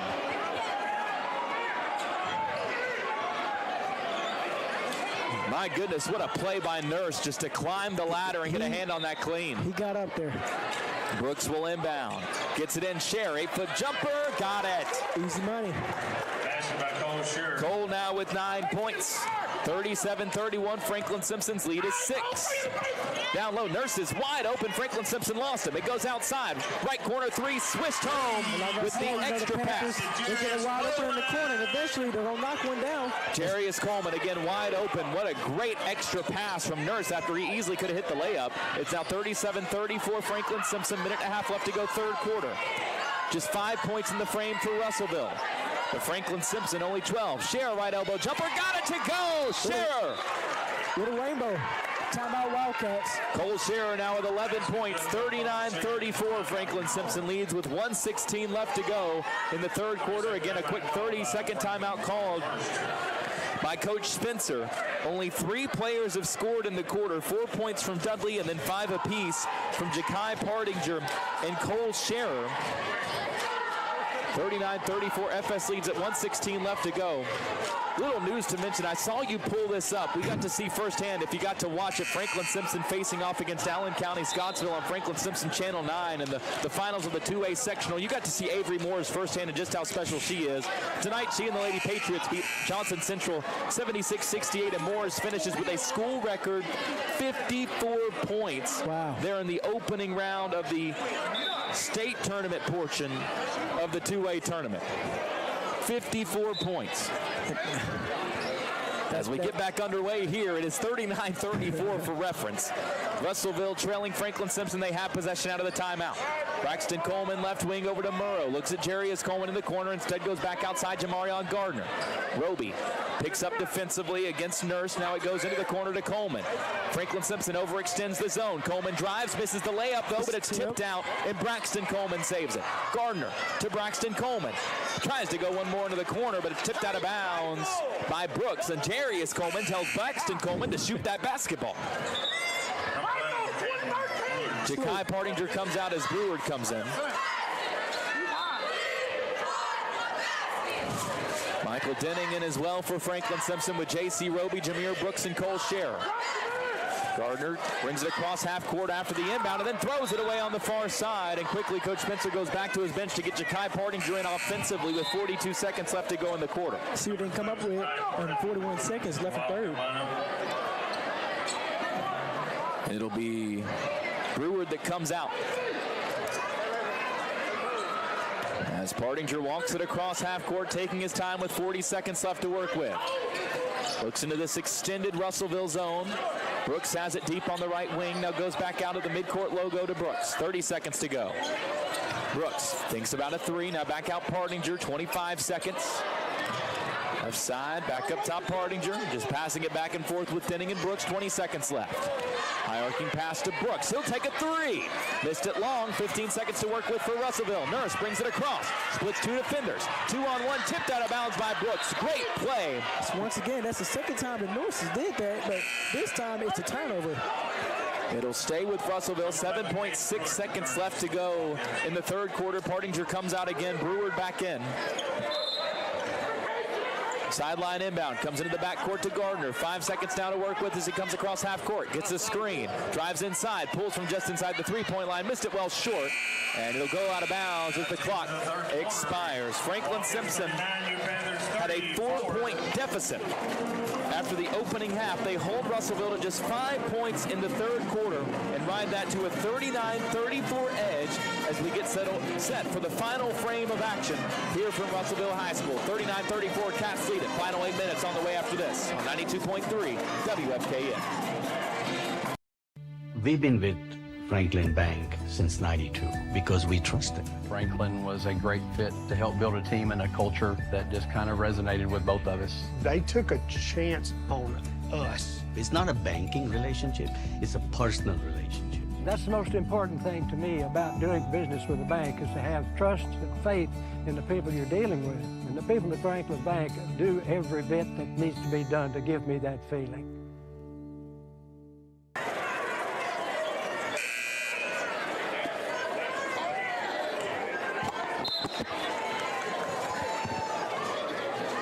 I've been told the concession stand is closing in 3 minutes. Counting starting right now, 3 minutes. I thought it was another car update. I did too at Those first. hot dogs. No hot dogs, I've been told.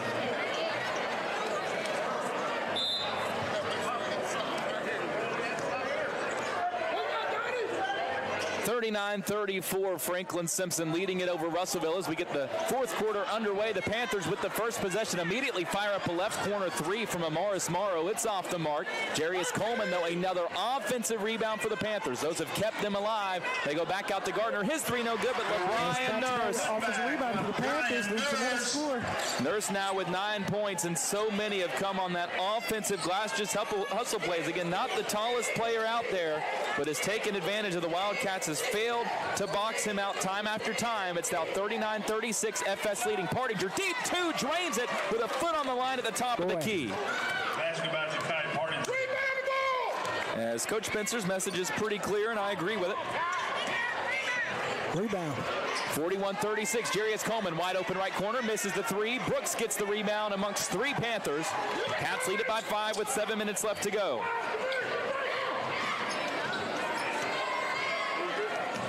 Partinger now has a team-high 12 points to match the jersey number. Brooks right wing three. Missed it long. McAllister tips it, but it ends up with Jarius Coleman. Here come the Panthers the other way. Down low, Temple Dickerson wraps around. Dudley gets a hand on it. Did they say it was clean? They do. And it's blocked out of bounds to stay with Russellville on a baseline inbound. Dudley with a season-high 5 points, and he has had an impact on both ends of the floor. The 6'3 sophomore getting the start tonight. Right side drive.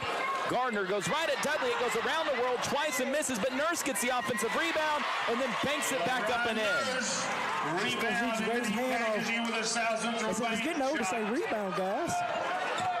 Nurse now with 11 points. That time, Dudley was pulled off with the help defense. He couldn't box him out. It's thrown away by Brooks. Coming the other way. Nurse stops, fires. He banks it in from 6 feet, and it's a 1-point game. South Central bank shot. Russellville scored 5 points in the third quarter. In under 2 minutes, LeBron Nurse has 6 points in the fourth quarter. So on a 6-2 run right here. 41-40, FS up by 1. Brooks has it deep on the right wing, now wraps to the top of the key, needs to get it to somebody, has it knocked away into the backcourt, but it'll stay with Franklin-Simpson, no over and back because it was deflected. Brooks brings it across, now gives it to Ja'Kai Partinger. Dudley comes out to set him a screen. Partinger has it knocked away again into the backcourt, took his time going to get it, didn't collect it. Temple Dickerson took it away, and Russellville takes the lead. And you can hear the solid Russellville Panthers fans just erupt as they're on an 8-2 run right now. 42-41, Franklin-Simpson's 5-point lead going into the fourth quarter erased. They trail it by 1. Can the Cats rally over the final 5:36? We find out together after this on 92.3 WFKN. To see the world without the stress of planning? At Picture This Travel, we specialize in creating unforgettable travel experiences, tailored just for you. And now we're excited to launch Franklin-Simpson Alumni Travel. Imagine exploring incredible destinations across the globe, side by side with fellow FSHS graduates.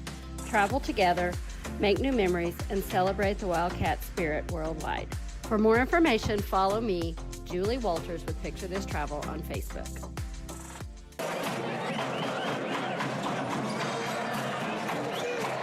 42-41, Russellville leading Franklin-Simpson. The Wildcats, winners of this district last year.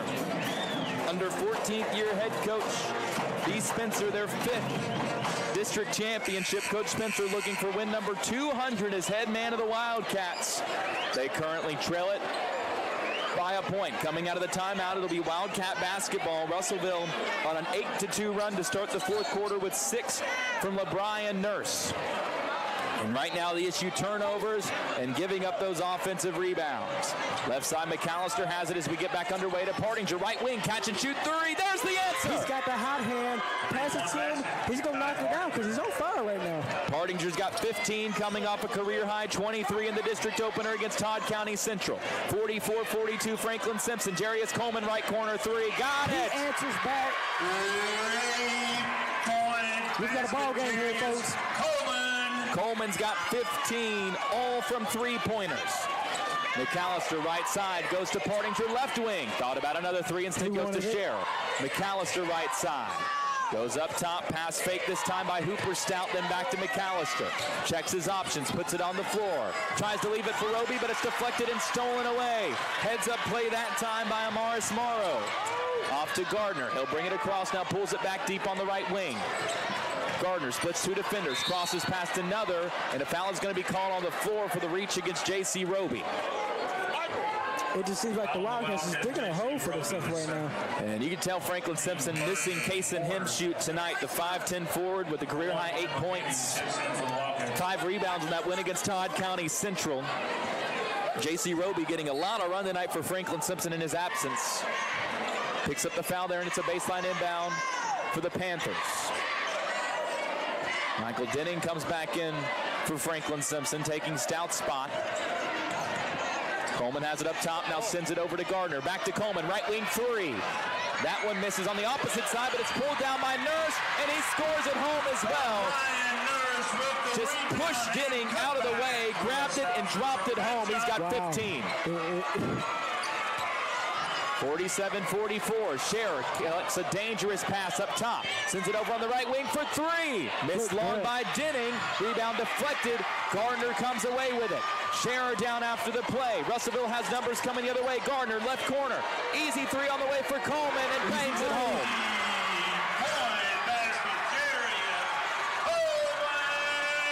18 for Jarius Coleman on 6 threes. He is taking over this game right here. 50-44, Russellville leads. 3:40 left to go in the ball game. Catching an answer. Ja'Kai Partinger right wing. He tries to answer. Off the heel, no. Stuck on the perimeter right now. It's pulled down, of course, by Nurse. He and Coleman have taken over. Definitely. It's Coach Henson tells his player, walk it up. Gardner brings it across half court. Gets all the way to the rim. Contact, blocking foul called against Denning. And it'll be 2 free throws on the way for Jamarion Gardner. Foul on the Wildcats, Michael Denning, his second, team second. Just 6 points for their leading scorer, Gardner. Scherr's holding his left elbow. Took a bad fall on that last possession. The line for 2, Jamarion. Gardner will get a pair of free throws. Jameer Brooks will check in after the first one for Franklin-Simpson. Gardner is 3 for 4 at the line tonight. Russellville is a team 7 for 17. But he makes the first of these 2. Roby comes out, Brooks in. Number 0 returns for the Wildcats. With 3:22 left to go in the ball game. And a 51-44 lead now for Russellville.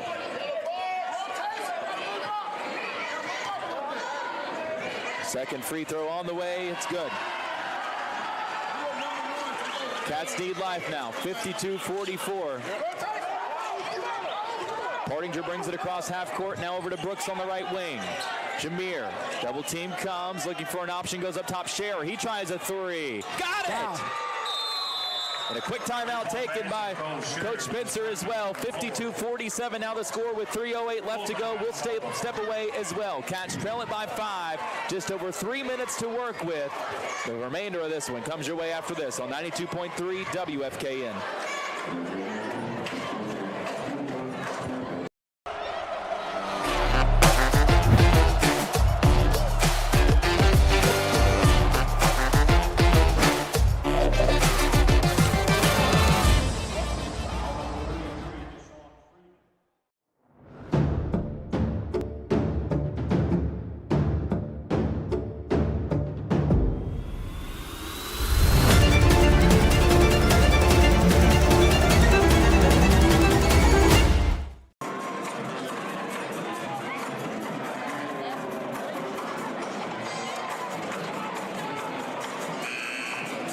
Appreciate you, LJ.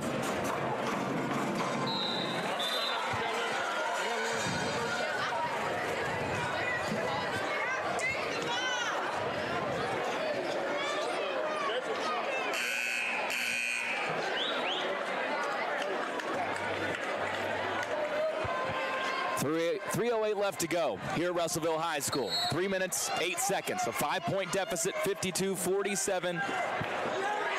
Franklin-Simpson trailing the Panthers of Russellville out of a timeout. Russellville has possession. They go right back to LeBrian Nurse, and he scores on a bank shot from 8 feet. Nurse has 10 points in the quarter, 17 in the game. Jarius Coleman with 18 to lead them with 6 3-pointers. Cats trail it by 7. 2:45 left to go. Jameer Brooks wraps to the top of the key. Denning, Scherer, McAllister, and Partinger also on the floor. Scherer goes to Denning up top. He operates from half court to Partinger. Baseline, McAllister holds it above his head, tries to go to Partinger. Pass is kicked with 2:31 left to go in the ball game. Cats will have a baseline inbound. Tyler Eaton with you solo for the rest of the way in this game. McAllister will be the one to trigger it. All 4 Cats lined up on the right baseline, but before the inbound play, Russellville and head coach Trey Tinsley will take a timeout. Tinsley in his first season here with the Panthers, a team that went 6-25 last year, 1-5 in district play. Franklin-Simpson again beat him 3 times, knocked him out of the district tournament in the opening round. Already 11-5 this season. And of course, Coach Tinsley with the help of Don Tinsley on his bench, longtime Logan County coach. And the coaches Ring of Honor here in the Court of Honor, they've got it officially labeled, here in the state of Kentucky. Again, 18 points from Coleman, 17 points from Nurse. Don't have the official rebounding number, but it almost seems for certain that he's got his 5th double-double of the season. 10th time he's scored in double figures on the year, despite averaging just 9.3 points per game. The highs for him have been high, the lows have been low, and he has been on one here tonight, despite just 8 points on 1 made field goal from their leading scorer, Jamarion Gardner, on the season, who averages 14 points, just 8 points tonight. Ja'Kai Partinger carrying the offense for Franklin-Simpson in the second half. He's got 15 points, 10 in the second half. Cole Scherer up to 14 now for Franklin-Simpson, as the Wildcats led it 39-34 coming into this fourth quarter. And Russellville have already scored 20 points in the frame with 2:31 left to go, leading at 54-47 as we get set for this baseline inbound. McAllister still the one to trigger it. He just throws it back to half court to Denning, and they'll set up the offense from there. Brooks on the right wing. Puts it on the floor with the left hand, guarded by Nurse. Wide open right corner, McAllister missed it long, and it's pulled down on the opposite side by Gardner.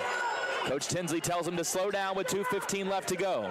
Gardner deep on the right wing, guarded by Partinger. Nearly lost his dribble, now wraps to half court. Driving left side, gets inside, kicks to Temple Dickerson. Went to touch past it, but couldn't control it and lost it out of bounds above his head. Franklin-Simpson catches a break and gets it back with 2:06 left to go. Have to find a basket here. Partinger quickly across to Jameer Brooks. Pulls it out to the right corner. Ja'Kai wants it on the wing and gets it. Puts it on the floor, guarded by Temple Dickerson. Now goes back to half court. Over to McAllister. 1:50 left to go now. McAllister just holding it, surveying, floats it up for Scherer. Goes up and gets it under the basket on the right block, and it scores over 2 defenders. What a play from Cole. He's now got 16. Russellville's lead is 5. Gardner guarded by Partinger, gets around him, sends it back over to Jarius Coleman, to Temple Dickerson, down low. Nurse lost it, gets it back, and scores over Scherer. Brian Nurse catches in with a South Central bank shot. Nurse now with 19. 12 in this quarter. Brooks lost it on a drive. Coleman up with it. McAllister tips it. Brooks goes on the floor. Fight for the basketball. They're going to get a foul against McAllister diving in to get it. And it's going to be Russellville basketball with 1:17 left to go. Cats trailing at 56-49. The officials now trying to sort this out. They're going to talk with the players. And I think talk through what the call is going to be. It looked pretty clear it was just a foul against Franklin-Simpson. Now the officials having a discussion after the fact. Coleman came in after the play to push McAllister away. Didn't look like anything too blatant. And now Jamie and Bailey, the official, will come over and make the call. It is a foul against Brody McAllister. And That's all it's going to be, and it's going to be Russellville ball.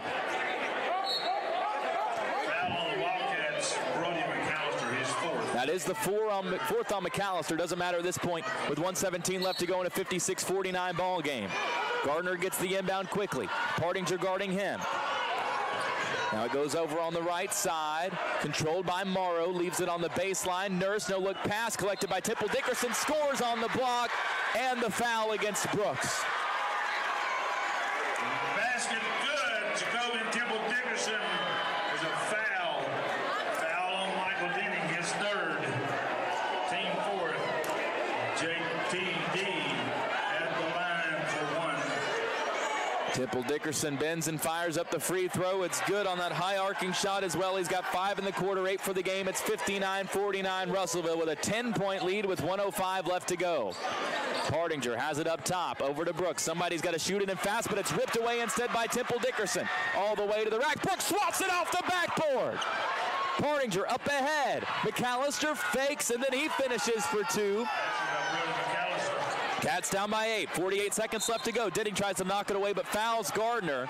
That will put him at the line for 2 free throws. Instead, they're going to get the foul on Partinger. Partinger, his second, team fifth.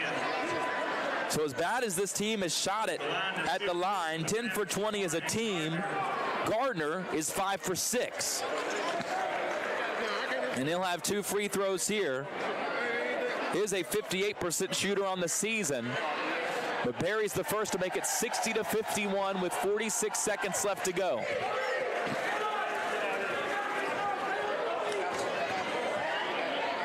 Can hit double figures for the night with a second and put the lead back at double figures.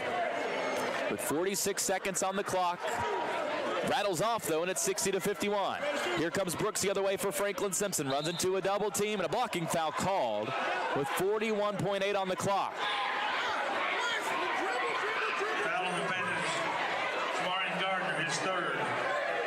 Another game with 60 points given up by this Wildcat defense as Coach Tinsley is going to take a timeout with 41.8 seconds left to go.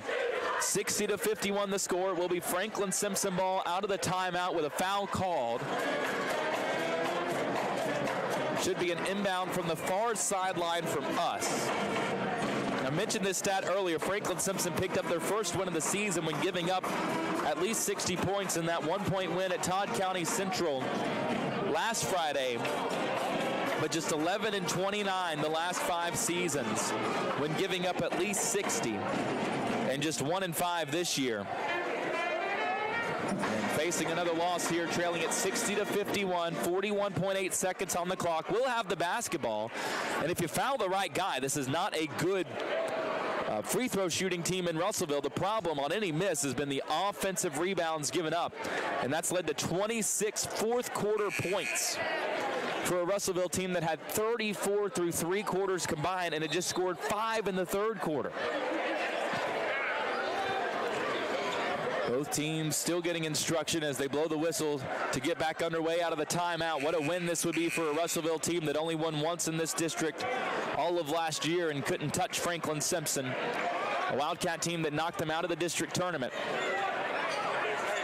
After Russellville did the same to Franklin-Simpson on this floor in the 23-24 season. Back underway. Brooks gets the inbound. Under 40 seconds to work with now. Partinger up top. Not showing much urgency. Back to Brooks' right wing. He dribbles it. 30 seconds left to go. His runner misses long, and it's rebounded by Nurse. Clock bleeding out. Jarius Coleman will bring it up. He's guarded by McAllister. If he fouls, it's his 5th. Double team comes with Brooks. And before Brooks is able to take it away, do we get a foul call or a timeout call? Coach Spencer wants an explanation of what's it going to be. They're going to say, I don't know, they don't give an official ruling. The whistle just blows and it'll be an inbound. And Coach Spencer's calling his guys off. McAllister takes it away anyways. He'll pull up for 3 with 12 seconds left. Missed it short. 10 seconds left in the game now. 60-51 the score. And a foul is called after the rebound. Jarius Coleman will go to the line for 2 more free throws to add on to this final total. They never said why Russellville just got that inbound. The ball was not knocked out of bounds.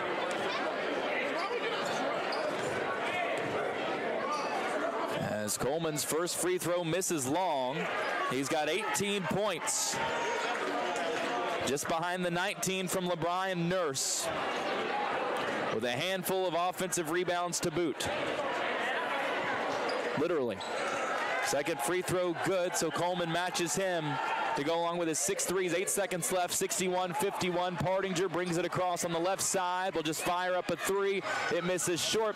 And as this one closes out, Russellville comes back from a 5-point third quarter deficit to beat Franklin-Simpson 61-51, outscoring the Wildcats 27-12 in the final frame of this ball game, getting 12 fourth quarter points alone from LeBron Nurse, who finishes with 19 to match the 19 from Jarius Coleman to go along with his 6 made three-pointers. Franklin-Simpson falling to 6-8 overall on the season, 1-1 in 13th district play.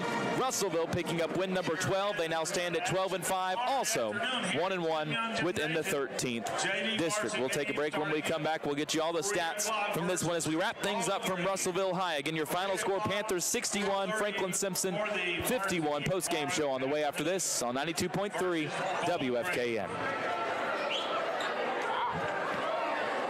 Now let's just